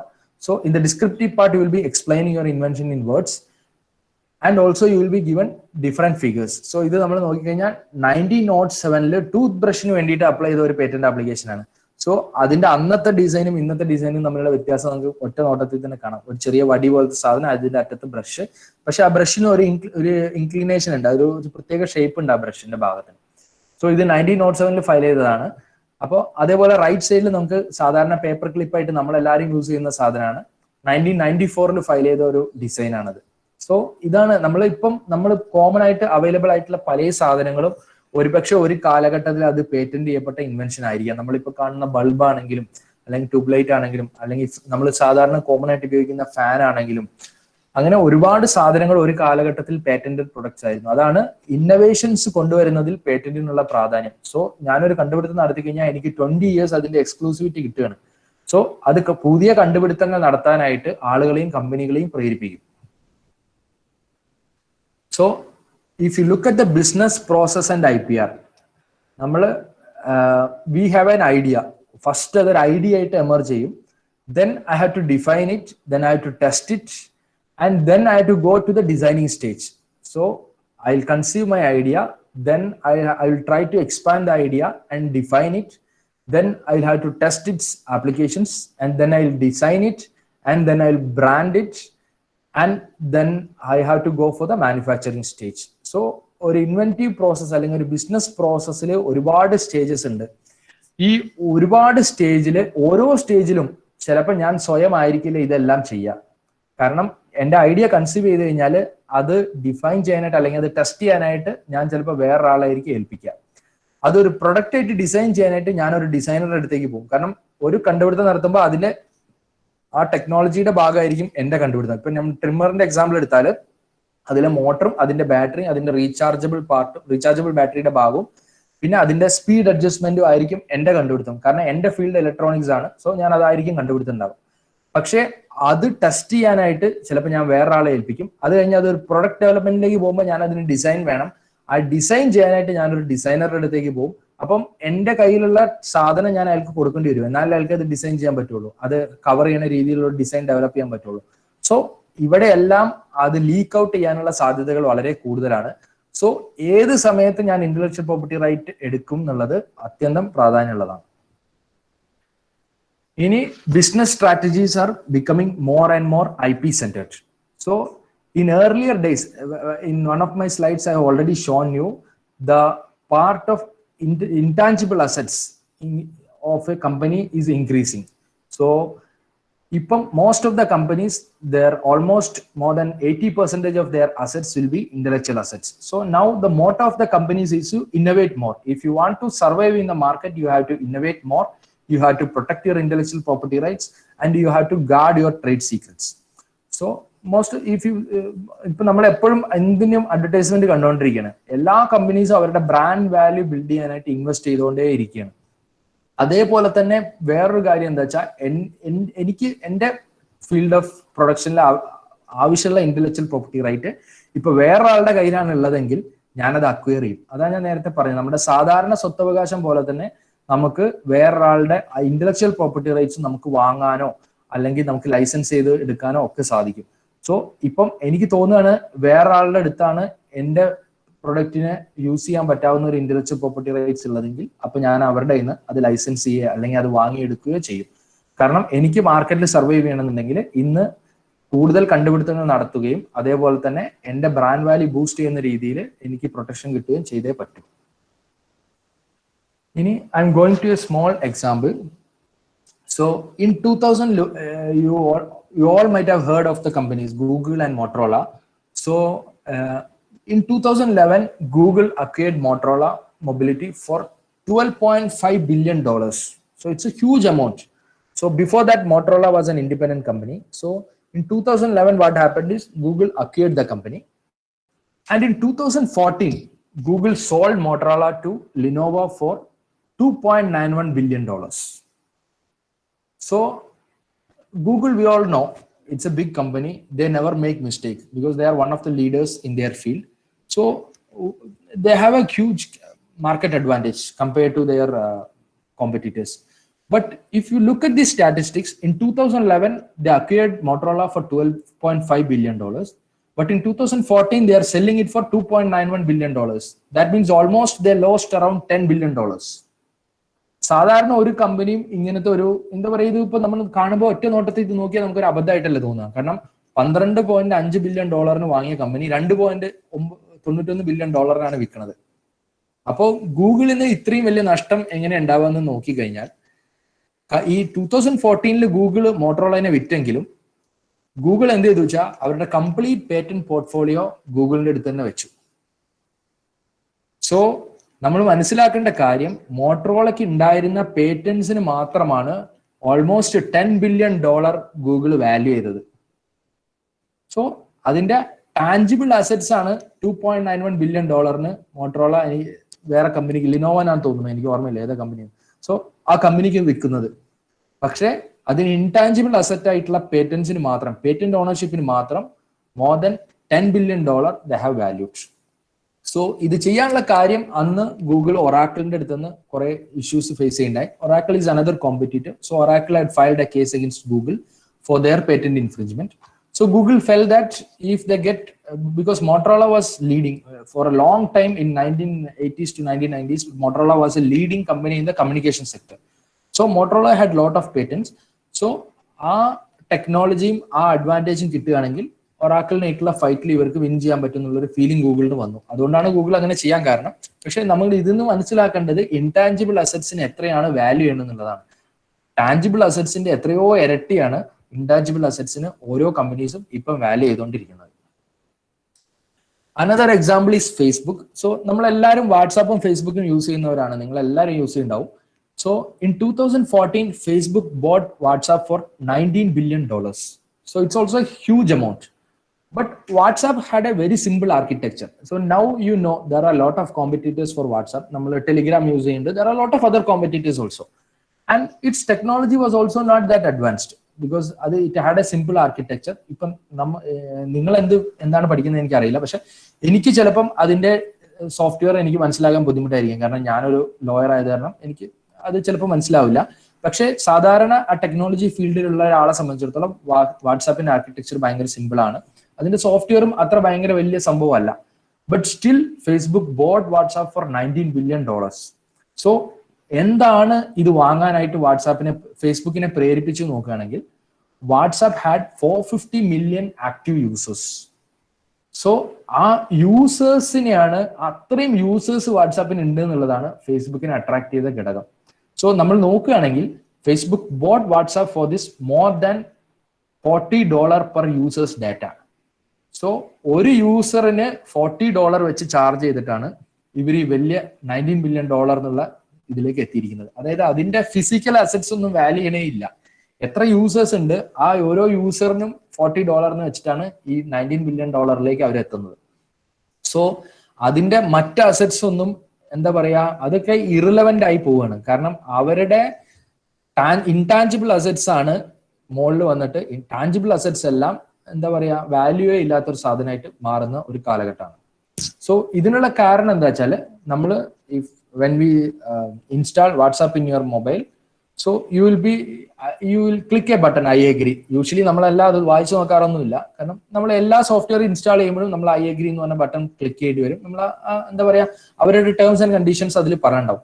അപ്പോൾ വാട്സാപ്പിന്റെ terms and കണ്ടീഷൻസിൽ ഉണ്ടായിരുന്ന ഒരു കാര്യം എന്താ വെച്ചാൽ, നമ്മുടെ user contact list, ഇപ്പൊ ഞാൻ എന്റെ ഫോണിൽ വാട്സാപ്പ് ഇൻസ്റ്റാൾ ചെയ്യുമ്പോൾ അതിന്റെ ഓട്ടോമാറ്റിക് ആയിട്ട് അതിന്റെ കോൺടാക്ട് ലിസ്റ്റും അതിൽ ഞാൻ പീരിയോഡിക്കലി വരുത്തുന്ന എല്ലാ മാറ്റങ്ങളും വാട്സാപ്പിന് ട്രാക്ക് ചെയ്യാൻ സാധിക്കും.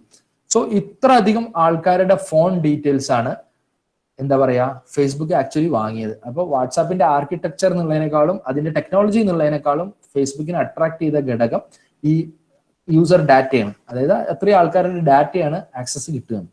സോ ഇതിപ്പം ഇത്രയും അഡ്വാൻറ്റേജ് വാട്സാപ്പിന് കിട്ടാൻ കാരണം വാട്സാപ്പ് ഈ ഒരു ക്ലോസ് അവരുടെ യൂസർ എഗ്രിമെന്റിൽ വെച്ചതും ഈ ഡാറ്റ അവരൊരു ഡാറ്റാബേസ് ആയിട്ട് മെയിൻറ്റെയിൻ ചെയ്തതുമാണ്. സോ ഇതിൽ നിന്ന് നമ്മൾ മനസ്സിലാക്കേണ്ട കാര്യം, നമുക്ക് ഇപ്പോൾ even if you R A technology centred company, you may have A bigger advantage if you have these kinds of details in your portfolio. അപ്പോൾ നമ്മൾ ഇപ്പൊ വാട്സാപ്പിന് അവർ ആർക്കിടെക്ചർ പേറ്റന്റ് മാത്രം എടുത്ത് അവർ ഈ ഡാറ്റാബേസ് ആയിട്ട് മെയിൻറ്റെയിൻ ചെയ്യുക, അങ്ങനെ ചെയ്തില്ല എന്നുണ്ടെങ്കിൽ അവർക്ക് ഇത്രയും വാല്യൂ കിട്ടില്ലായിരുന്നു.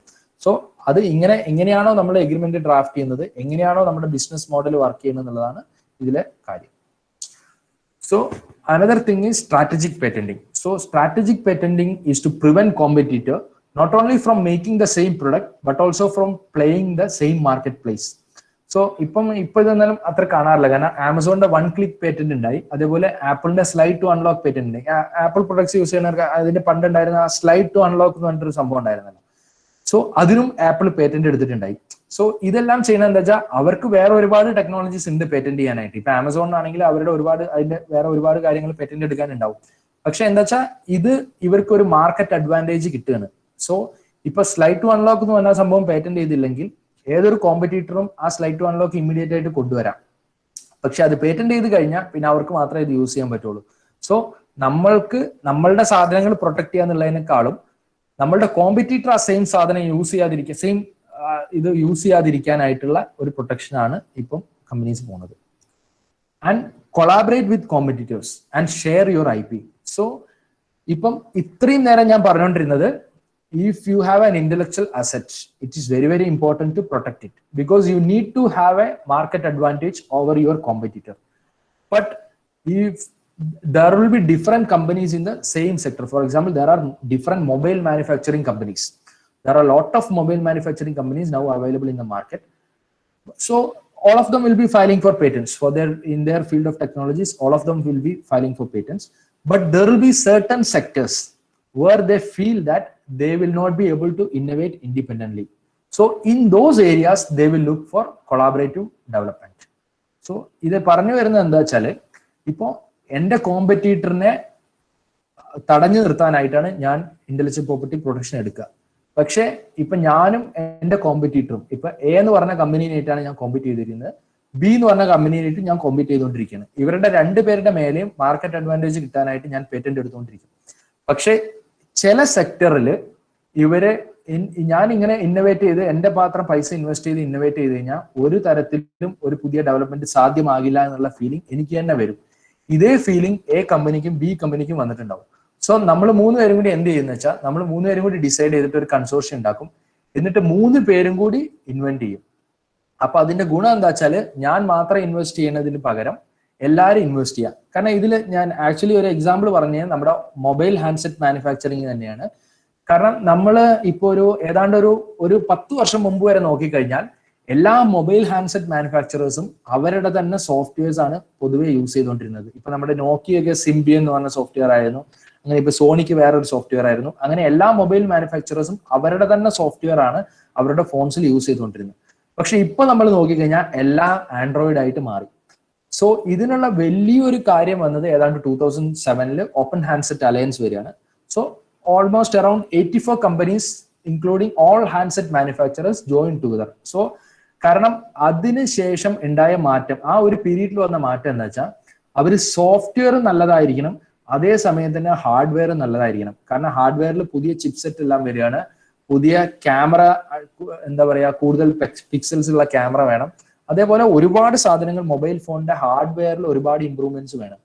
സോ കമ്പനീസ് എന്ത് ചെയ്തു വെച്ചാൽ സോഫ്റ്റ്വെയറിൽ ഉണ്ടായിരുന്ന കോമ്പറ്റീഷൻ മാറ്റിയിട്ട് അവര് ഹാർഡ്വെയറിലെ കോമ്പറ്റീഷനിലേക്ക് തിരിയാണ് ചെയ്തത്. സോ അങ്ങനെ ഹാർഡ്വെയറിലേക്ക് തിരിയുമ്പോൾ എന്താ പ്രശ്നം വെച്ചാൽ അവർക്ക് സോഫ്റ്റ്വെയറിലും ഹാർഡ്വെയറിലും ഒരേപോലെ അവർക്ക് ഇൻവെസ്റ്റ് ചെയ്ത് ഇന്നോവേറ്റ് ചെയ്യാൻ സാധിക്കില്ല. സോ അവർ കണ്ടെത്തിയ ഒരു മാർഗം എന്താ വെച്ചാൽ എല്ലാവരും സെയിം സോഫ്റ്റ്വെയർ ഉപയോഗിക്കാം. ഓൾമോസ്റ്റ് എല്ലാ കമ്പനീസും സെയിം സോഫ്റ്റ്വെയർ ഉപയോഗിക്കാം. അപ്പൊ സോഫ്റ്റ്വെയറിൽ വലിയ കോമ്പറ്റീഷൻ ഉണ്ടാവില്ല, അതായത് ചെറിയ വ്യത്യാസങ്ങൾ ഉണ്ടാവാം. അതായത് സോഫ്റ്റ്വെയറിന്റെ ബേസിക് കേർണൽ എല്ലാം സെയിം ആയിരിക്കും, പക്ഷെ അതിന്റെ ഇന്റർഫേസിലെല്ലാം ചെറിയ മാറ്റങ്ങൾ ഉണ്ടാവാം. പക്ഷെ അവരുടെ കമ്പനീസിന്റെ മെയിൻ കോമ്പറ്റീഷൻ ഹാർഡ്വെയറിലും അതിന്റെ ഹാർഡ്വെയർ ഡിസൈനിലും ആയിരിക്കും. കാരണം ഇപ്പൊ നമ്മൾ നോക്കി കഴിഞ്ഞാൽ എല്ലാം ആൻഡ്രോയിഡ് ആണ്, പക്ഷെ എന്ന് വെച്ചാൽ മൊബൈൽ ഫോണിന്റെ മെയിൻ ഡിഫറൻസ് അതിലെ ഹാർഡ്വെയറിലായിരിക്കും.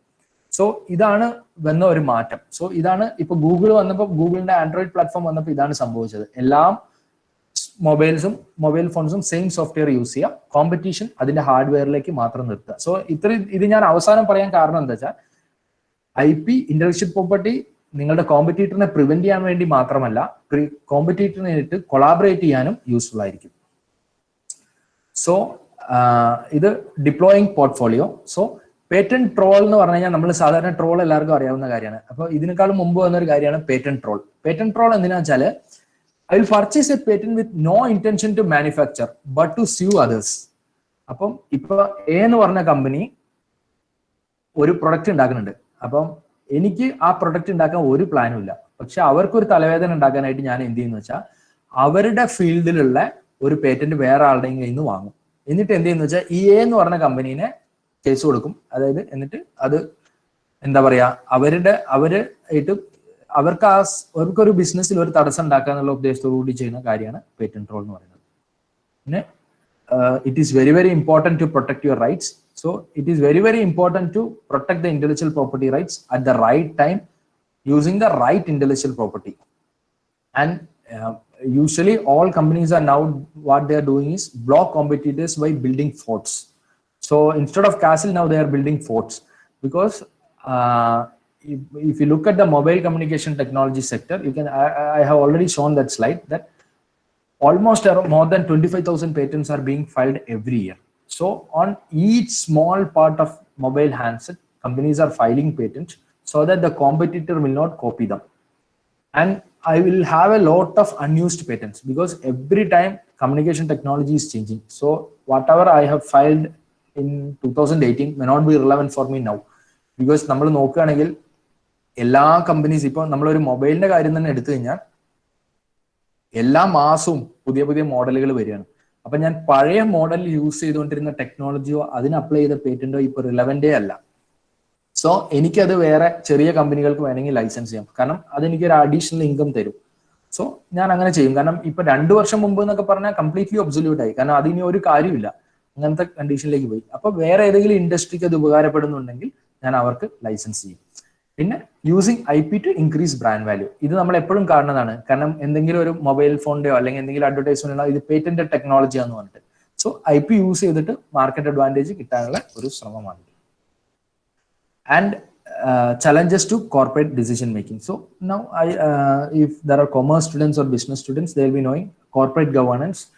IP plays an important role in corporate governance. So timely acquisition and choice of IP, അതാണ് ഞാൻ പറഞ്ഞ ഗൂഗിൾ മോട്ടറോള എക്സാമ്പിൾ. അതായത് ടൈംലി ആയിട്ട് IP കണ്ടെത്തി അത് അക്വയർ ചെയ്യുക.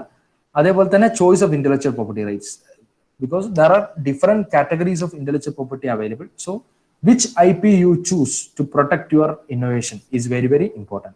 And effective management of IP arsenal. So ഇപ്പം വെറും ഒരു പേറ്റന്റ് അല്ല, IP ആർസനലിനായി മാറിയിരിക്കുന്നത്. അതായത് കമ്മ്യൂണിക്കേഷൻ ടെക്നോളജി ഞാൻ പറഞ്ഞല്ലോ, ഒരു വർഷം 20,000 കൂടുതൽ പേറ്റന്റ്സ് ഫയൽ ചെയ്തുകൊണ്ടിരിക്കുകയാണ് 5G സെക്ടറിൽ മാത്രം. സോ അങ്ങനെ നോക്കുകയാണെങ്കിൽ എന്റെ കമ്പനിക്ക് തന്നെ 100 കണക്കിന് പേറ്റന്റുകൾ ഉണ്ടാവും ഓരോ കമ്പനിക്കും. സോ അത് എഫക്റ്റീവ് ആയിട്ട് മാനേജ് ചെയ്യുന്നത് ഒരു ചലഞ്ച് തന്നെയാണ്. അതേപോലെ തന്നെ ഇന്റലക്ച്വൽ പ്രോപ്പർട്ടി വാല്യുവേഷൻ, ആ മോട്ടറോള ഗൂഗിൾ എക്സാമ്പിളിൽ ഞാൻ പറഞ്ഞു, അതായത് $10 ബില്യൺ ആണ് അവർ പേറ്റന്റിന് മാത്രം വാല്യൂ ചെയ്തത്. സോ അത് റൈറ്റ് ആയിട്ട് അത് വാല്യൂ ചെയ്യുക, അതിന്റെ അസറ്റ്സ് വെരിഫൈ ചെയ്യുക, ഇതെല്ലാം ഇമ്പോർട്ടന്റ് ആണ്. Infringement and validity of intellectual property. So സാധാരണഗതിയിൽ ഇഫ് സംബഡി ഇൻഫ്രിഞ്ചസ് ഇൻഫ്രിഞ്ച് ചെയ്യാന്ന് പറഞ്ഞു കഴിഞ്ഞാൽ, ഇപ്പം നമ്മൾ ഒരു ടെക്നോളജിക്ക് പേറ്റന്റ് എടുത്തിട്ടുണ്ട്, വേറെ ആരെങ്കിലും സെയിം ടെക്നോളജി യൂസ് ചെയ്യുമ്പോഴാണ് അതിന് ഇൻഫ്രിഞ്ച്മെന്റ് എന്ന് പറയാം. സോ ആരെങ്കിലും എന്റെ ഇത് ഇൻഫ്രിഞ്ച് ചെയ്ത് കഴിഞ്ഞാൽ എനിക്കത് കോടതിയിൽ പോയി അവർക്കെതിരെ കേസ് കൊടുക്കാനും ഇത് ചെയ്യാനും എല്ലാം അവകാശമുണ്ട്. പക്ഷെ ഞാനത് റൈറ്റ് ടൈമിൽ ചെയ്യണം. അതായത് ഇപ്പം പൊതുവെ നമ്മളിപ്പം സിനിമയുടെ കാര്യത്തിൽ നമുക്ക് കേൾക്കാം, അതായത് ഈ പൈറസി, ഇപ്പോ ഒരു സിനിമ ഇറങ്ങി കഴിഞ്ഞാൽ ഏതാണ്ട് ഒരു 2 ആഴ്ച ഒരാഴ്ചയുടെ തന്നെ അതിന്റെ പൈറേറ്റഡ് കോപ്പി പൊതുവെ ഇന്റർനെറ്റിലൊക്കെ അവൈലബിൾ ആയിരിക്കും. സോ ഇപ്പം അതിന്റെ നിർമ്മാതാക്കൾക്കോ അതിന്റെ സംവിധായകർക്കോ ഇതിന്റെ പിന്നാലെ പോയിട്ട് ആരെങ്കിലും ഇത് പൈറസി നടത്തുന്നതെന്ന് കണ്ടുപിടിക്കൽ ബുദ്ധിമുട്ടായിരിക്കും. സോ അവരെന്ത് ചെയ്യുന്ന വെച്ചാൽ അവരൊരു ഫേമിനെ തന്നെ എൻഗേജ് ചെയ്യും, ഇത് ഓൺലൈനിൽ അവൈലബിൾ ആയിട്ടുണ്ടോ അല്ലെങ്കിൽ ഇത് ആരെങ്കിലും കോപ്പി ഉണ്ടോ കണ്ടുപിടിക്കാനും. അത്തരം ആളുകളെ കണ്ടെത്തി അതിനെതിരെയുള്ള ലീഗൽ മെഷേഴ്സ് എടുക്കാനായിട്ട് പോലീസിനെ ഇൻഫോം ചെയ്യുക, എന്താണെന്ന് വെച്ചാൽ ചെയ്യാനായിട്ട് ഒരു ടീമിനെ തന്നെ അവർ എൻഗേജ് ചെയ്തിട്ടുണ്ടാവും. അങ്ങനെ ആ വർക്ക് ചെയ്യുന്ന ഒരുപാട് കമ്പനീസ് ഇപ്പം അവൈലബിൾ ആണ്. ഇപ്പം തമിഴ് ഇൻഡസ്ട്രിയിലും മറ്റേ തമിഴ് മൂവി ഇൻഡസ്ട്രിയും ബോളിവുഡിലും ഹോളിവുഡിലും എല്ലാം ഉണ്ട്. അതായത് അവർ ഒരു ഓഫീസ് തന്നെ സെറ്റപ്പ് ചെയ്തിട്ട് അവരെന്ത് ചെയ്യുന്ന വെച്ചാൽ അവരുടെ മെയിൻ വർക്ക് ഇതാണ്. അതായത് ഈ മൂവി ആരെങ്കിലും പൈറസി നടത്തുന്നുണ്ടോ, അത് ആരാണ് ചെയ്യുന്നത്, എവിടെ നിന്നാണ് ഇതിന്റെ ഫസ്റ്റ് ഒറിജിൻ, ഇതെല്ലാം കണ്ടെത്തുന്ന ടീംസ്. സോ അങ്ങനെ ഒരു ഫേമിനെ എൻഗേജ് ചെയ്ത് ഇതിനെ പ്രൊട്ടക്ട് ചെയ്യാന്നുള്ളത് ഏതൊരു ഇന്റലക്ച്വൽ പ്രോപ്പർട്ടി ഓണറിനെ സംബന്ധിച്ചിടത്തോളം ഇമ്പോർട്ടന്റ് ആണ്. So now it's open for questions. So if you have any doubts, any clarifications required, you can ask now.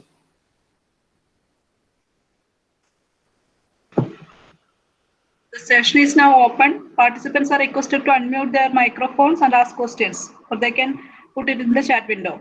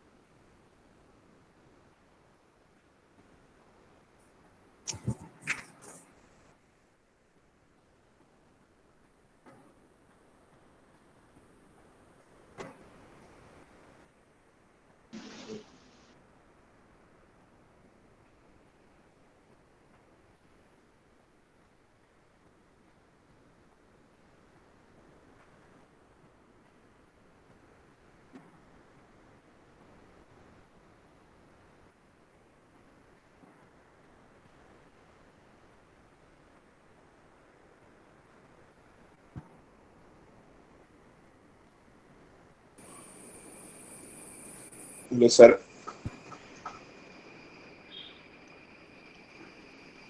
Sir അവര് സംശയം ചോദിക്കുന്നില്ലെങ്കിൽ ഞാനൊന്ന് തുടങ്ങാം. ഈ ട്രേഡ് സീക്രട്ടിനെ കുറിച്ച് സാർ പറഞ്ഞിരുന്നു. അപ്പൊ ട്രേഡ് സീക്രട്ട് നമ്മള് സൂക്ഷിച്ചു വെക്കുകയും ആ ട്രേഡ് സീക്രട്ട് വേറെ ആരെങ്കിലും നമ്മുടെ കയ്യിൽ നിന്ന് പോയാൽ അത് പേറ്റന്റ് ആയി പോകാനുള്ള സാധ്യതയില്ലേ? അതാ ഞാൻ പറഞ്ഞത്. അതായത് ഇത് ചോദിച്ചു കഴിഞ്ഞോ? കഴിഞ്ഞു. അതാണ്. അത് ട്രേഡ് സീക്രട്ട് പൊതുവെ എനിക്ക് രഹസ്യമാക്കി വെക്കാൻ സാധിക്കുന്ന കാര്യങ്ങളാണ് ഞാൻ ട്രേഡ് സീക്രട്ട് പ്രൊട്ടക്ഷൻ ഇതാക്കുക. അപ്പൊ കാരണം എന്താ വെച്ചാൽ പറഞ്ഞത് വളരെ സത്യമാണ്. അങ്ങനെ ഒരുപാട് കേസുകളുണ്ട്.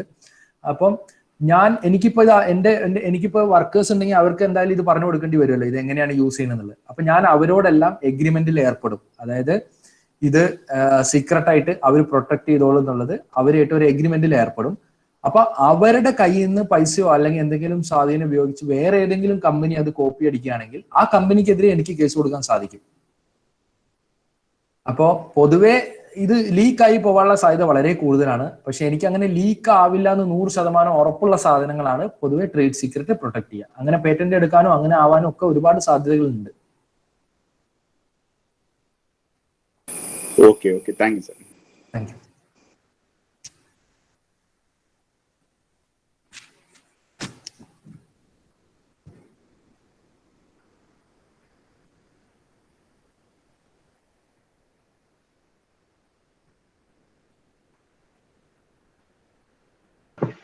ക്വസ്റ്റ്യൻസ് ചോദിക്കാനുള്ള ഒരു മൈക്രോഫോൺ അൺമ്യൂട്ട് ചെയ്തിട്ട് ക്വസ്റ്റ്യൻസ് ചോദിക്കാം.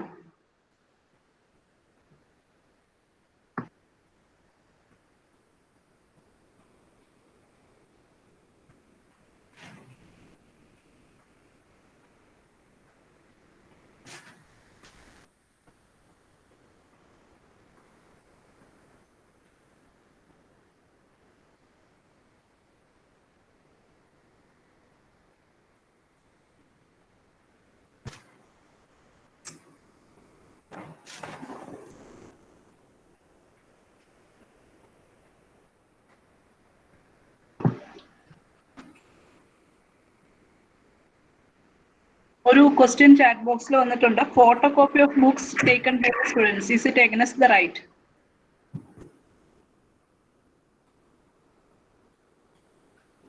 ഹലോ ഫോട്ടോ സ്റ്റുഡന്റ്, അത് കോപ്പിറൈറ്റിന്റെ കാര്യം അതാണ്. അതായത് എന്താ വെച്ചാൽ കോപ്പിറൈറ്റിന് ഒരുപാട് എക്സംഷൻസ് ഉണ്ട്. അതായത് സാധാരണഗതിയിൽ അതിന്റെ ഒരു കോപ്പി എടുക്കൽ ശരിക്കും നിയമവിരുദ്ധമായിരിക്കാം. പക്ഷെ കോപ്പിറൈറ്റ് ആക്ട് എന്നാണ് നമ്മൾ പറയുക. കോപ്പിറൈറ്റ് ആക്ട് 1956 തന്നെ ഒരുപാട് എക്സംഷൻസ് കൊടുത്തിട്ടുണ്ട്. അപ്പൊ അതില് എഡ്യൂക്കേഷൻ പർപ്പസിന് വേണ്ടിയിട്ട് സ്റ്റുഡൻസ് എടുക്കുന്നത്, അതേപോലെ അങ്ങനത്തെ ഒരുപാട് കാര്യങ്ങൾ എക്സംപ്റ്റഡ് ആണ്. സോ നിങ്ങളിപ്പോ ഒരു പുസ്തകം നിങ്ങളുടെ പേഴ്സണൽ യൂസിന് വേണ്ടിയിട്ട് ഇപ്പൊ നിങ്ങൾ ഫോട്ടോ കോപ്പി എടുത്തത് വിൽക്കാൻ വെച്ചാൽ ചിലപ്പോൾ ഡിഫറെന്റ് ആയിരിക്കും. പക്ഷെ നിങ്ങളുടെ യൂസിനായിട്ട് ഒരു പുസ്തകത്തിന്റെ കോപ്പി എടുത്താൽ അതിൽ നിയമവിരുദ്ധമായിട്ട് ഒന്നുമില്ല.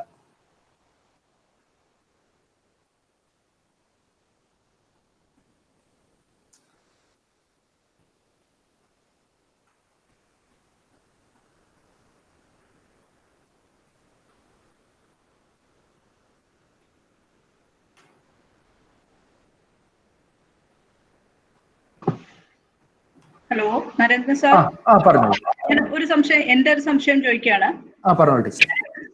ഒരു published research work can it be patented? Already published ആണെങ്കിൽ പേറ്റന്റ് ചെയ്യാൻ, ആ സെയിം സാധനം പേറ്റന്റ് ചെയ്യാൻ ബുദ്ധിമുട്ടായിരിക്കും. അത് ഓൾറെഡി പബ്ലിഷ്ഡ് ആവരുത്. അതായത് പൊതുവെ എല്ലാവരും എന്താ ചെയ്യാ, പബ്ലിഷ് ചെയ്യുന്നതിന് മുമ്പ് തന്നെ പേറ്റന്റിന് അപ്ലൈ ചെയ്യും. ഓക്കെ. പേറ്റന്റ് അപ്ലൈ ചെയ്ത് കഴിഞ്ഞാൽ നമുക്കത് പബ്ലിഷ് ചെയ്യുന്നതിൽ ബുദ്ധിമുട്ടില്ല? ഇല്ല, ബുദ്ധിമുട്ടില്ല. പേറ്റന്റ് നമ്മൾ അപ്ലൈ ചെയ്യുക, എന്നിട്ട് പബ്ലിഷ് ചെയ്യുന്നതുകൊണ്ട് കുഴപ്പമില്ല. അതായത് പേറ്റന്റ് ആപ്ലിക്കേഷൻ ആയിരിക്കണം ഫസ്റ്റ് ഡേറ്റ്. ഓക്കെ. ഇല്ലെങ്കിൽ ചിലപ്പോൾ എന്ത് ചോദിച്ചാൽ, അതായത് നമ്മള് ഇപ്പം അതായത് പേറ്റന്റ് അപ്ലൈ ചെയ്യുമ്പോഴേ നമുക്ക് മനസ്സിലാവും. അതായത് നമ്മൾ അതിൽ ഏത് ഭാഗം, ഇപ്പൊ ഒരു റിസർച്ച് പബ്ലിക്കേഷൻ ആണെങ്കിൽ, ഇപ്പൊ നമ്മളൊരു പുതിയ കണ്ടുപിടുത്തം നടത്തിയാലും, ഇപ്പൊ നമ്മുടെ ലാബ് വർക്കോ അങ്ങനെ എന്തെങ്കിലും ആണെങ്കിൽ അതിലെ മുഴുവൻ ഭാഗവും ഞാൻ ചിലപ്പോൾ പേറ്റന്റ് ചെയ്യില്ല. അതിലെ ഒരു ഭാഗം പേറ്റന്റ് ചെയ്ത് ബാക്കി നമുക്ക് പബ്ലിഷ് ചെയ്യുന്നതുകൊണ്ട് കുഴപ്പമില്ല ഓൾറെഡി. അപ്പൊ പേറ്റന്റ് ചെയ്യാൻ ഉദ്ദേശിക്കുന്ന ഭാഗം മാത്രം സീക്രട്ട് ആക്കി വെച്ച് ബാക്കി ജനറൽ കാര്യങ്ങളെല്ലാം ഓൾറെഡി പബ്ലിഷ് ചെയ്തതുകൊണ്ട് കുഴപ്പമില്ല. Okay sir.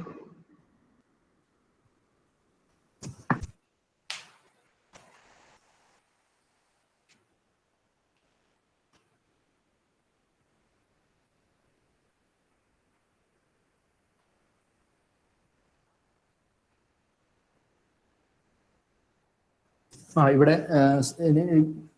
ചാറ്റ് ബോക്സിൽ കുറെ ക്വസ്റ്റ്യൻസ് വന്നിട്ടുണ്ട്, ഞാൻ ഒന്ന് പറയാം. Using PPT from slide share four classes is it copyright violation?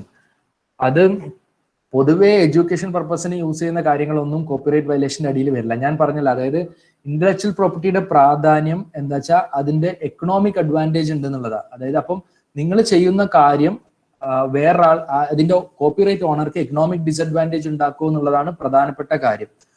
അതായത് അപ്പൊ മാത്രമേ അവർ പൊതുവെ കേസിന് പോവുക അങ്ങനെ എന്തെങ്കിലും ചെയ്യുള്ളൂ. പക്ഷെ പൊതുവെ ഇത്തരം വർക്കുകൾ അല്ലെങ്കിൽ വേറൊരാളുടെ വർക്കോ നമ്മൾ യൂസ് ചെയ്യുമ്പോൾ ശ്രദ്ധിക്കേണ്ട ഒരു കാര്യം എന്താ വെച്ചാൽ അവർക്ക് എക്കണോമിക് റൈറ്റ്സ് കൂടാതെ അവർക്ക് ഓതർഷിപ്പ് റൈറ്റ്സ് ഉണ്ട്, മോറൽ റൈറ്റ്സ് എന്ന് പറയും. അപ്പം അവരുടെ തന്നെ പേരോട് കൂടി അത് ഉപയോഗിക്കുകയാണെങ്കിൽ വലിയ കുഴപ്പമില്ല. അതായത് അവരുടെ പേര് മാറ്റി നമ്മൾ സ്ലൈഡ് ഇങ്ങനെ മോഷ്ടിക്കാന്നല്ല, എനിക്ക് നല്ലൊരു വാക്ക് കിട്ടുന്നില്ല. പക്ഷെ അതായത് നമ്മൾ വേറൊരാളുടെ സ്ലൈഡ് അതേപോലെ കോപ്പി ചെയ്ത് യൂസ് ചെയ്യുമ്പോൾ ചിലപ്പോൾ പ്രശ്നങ്ങൾ ഉണ്ടാവും. പക്ഷെ അതേ സ്ലൈഡ് തന്നെ അവരുടെ തന്നെ പേര് എല്ലാം വെച്ചിട്ട് നമ്മൾ യൂസ് ചെയ്യണമെങ്കിൽ പൊതുവെ കുഴപ്പമില്ല. പക്ഷെ ആ ഐഡിയ, അതും കോപ്പിറൈറ്റിൽ ഒരു വളരെ പ്രധാനപ്പെട്ട ഒരു കാര്യം എന്താ വെച്ചാൽ, ഇപ്പം നമ്മൾ ഒരു പുതിയ സ്ലൈഡ് ഉണ്ടാക്കുക, ഞാനിപ്പോൾ ഒരു പ്രസന്റേഷന് വേണ്ടി സ്ലൈഡ് ഉണ്ടാക്കുക, അല്ലെങ്കിൽ ഞാനൊരു പുതിയ പുസ്തകമോ ഒരു ആർട്ടിക്കിളോ എഴുതുമ്പോൾ ഞാൻ എഴുതുന്നതിൽ വളരെ കുറച്ച് കാര്യങ്ങളെ പുതിയ കാര്യങ്ങൾ ഉണ്ടാവുകയുള്ളൂ. കാരണം ഒരുപാട് ആൾക്കാർ പല കാര്യങ്ങളെ പറ്റി എഴുതിയിട്ടുള്ള കാര്യം ഞാൻ വായിച്ച് മനസ്സിലാക്കി ഞാൻ എഴുതുന്നതായിരിക്കും. അപ്പോൾ ആ ഐഡിയനെ കോപ്പിറൈറ്റ് പ്രൊട്ടക്ട് ചെയ്യണില്ല. ഇപ്പൊ ഒരു സ്ലൈഡ് എടുത്താൽ തന്നെ അതിലെ ഐഡിയനെ കോപ്പിറൈറ്റ് പ്രൊട്ടക്ട് ചെയ്യണില്ല. അപ്പൊ ഞാൻ അതിൽ നിന്നുള്ള ഐഡിയ മനസ്സിലാക്കി ഞാൻ എന്റേതായ രീതിയിൽ അത് എക്സ്പ്രസ് ചെയ്യുന്ന രീതിയിൽ സ്ലൈഡ് പ്രിപ്പയർ ചെയ്യുകയാണെങ്കിൽ അതിനും നിയമപരമായ തടസ്സങ്ങളില്ല. പിന്നെ വേറൊരു കാര്യം ചോദിച്ചിരിക്കുന്നത്, can we have agreement with more than one company for our product which is patent? Patent ഒന്നിൽ കൂടുതൽ ആളുകൾക്ക് ലൈസൻസ് ചെയ്യുകയോ അസൈൻ ചെയ്യുകയോ ചെയ്യാം. അതിപ്പോ നമ്മൾ ഒരു പേറ്റന്റ് നമ്മൾ എടുത്തു കഴിഞ്ഞാൽ തന്നെ ഇപ്പം അത് എന്ത് തരത്തിലുള്ള അങ്ങനെ ചെയ്യുന്നതിന് നിയമപരമായി തടസ്സമില്ല. അത് നമ്മൾ അസൈൻമെന്റ് ആണെങ്കിലും രജിസ്ട്രേഷൻ ആണെങ്കിലും പേറ്റന്റിന്റെ ആണെങ്കിൽ അത് രജിസ്റ്റർ ചെയ്തോളണമെന്നുണ്ട്. പേറ്റന്റ് ഓഫീസിൽ നമ്മൾ രജിസ്റ്റർ ചെയ്യണം.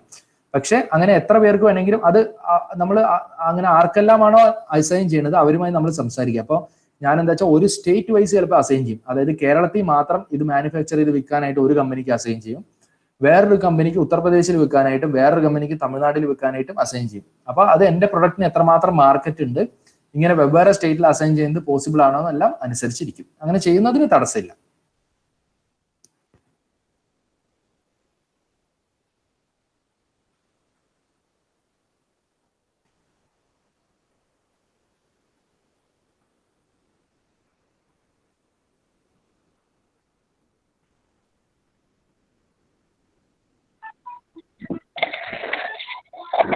എക്സ്ക്യൂസ് മീ സാർ, ഞാനൊരു അനൗൺസ്മെന്റ് ചെയ്തോട്ടെ.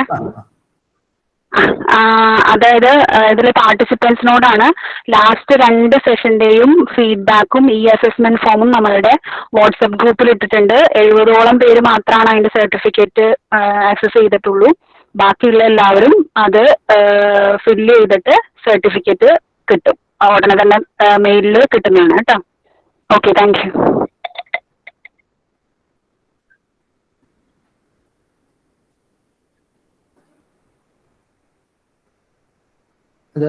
വേറൊരു ചോദ്യം ചോദിച്ചിട്ടുണ്ട്. I'm a mathematics student, I want to know how I can apply my knowledge in IT section for higher education. അത് എന്താ ചോദിച്ചെന്ന് എനിക്ക് മനസ്സിലായിട്ടില്ല.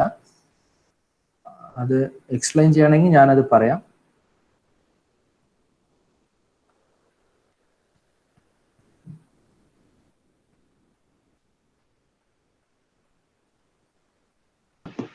ഗോകുൽകൃഷ്ണ ഓൺലൈൻ ഉണ്ടെങ്കിൽ അൺമ്യൂട്ട് ചെയ്തിട്ട് ചോദിക്കാം.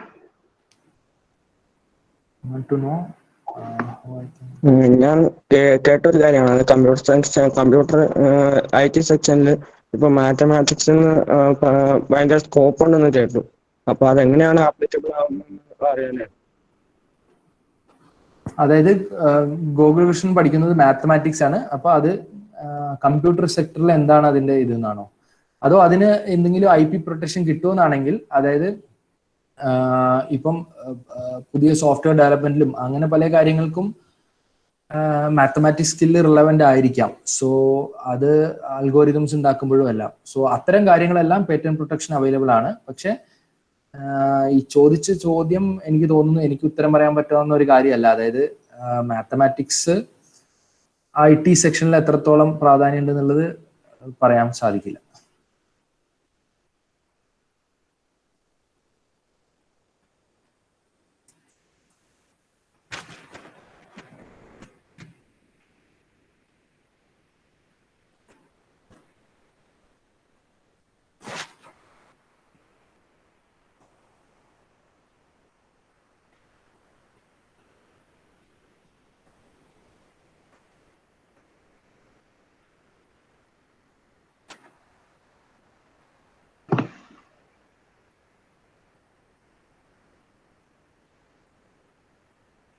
If there are no more, hello.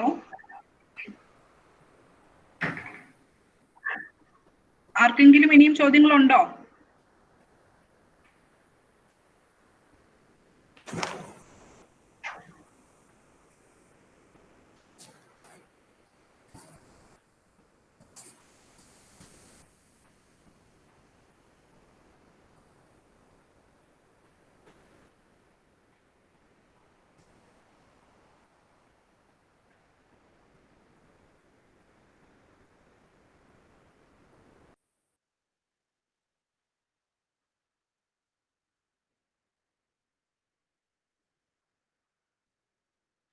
Hello Narendra sir, ഇനിയും questions ഒന്നും ഉള്ളതായിട്ട് തോന്നുന്നില്ല.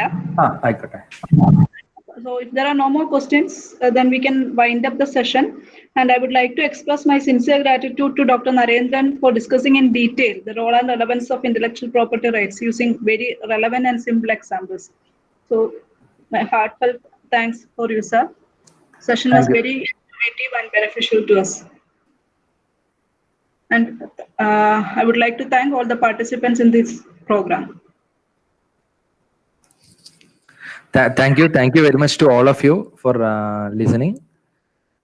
Thank you very much.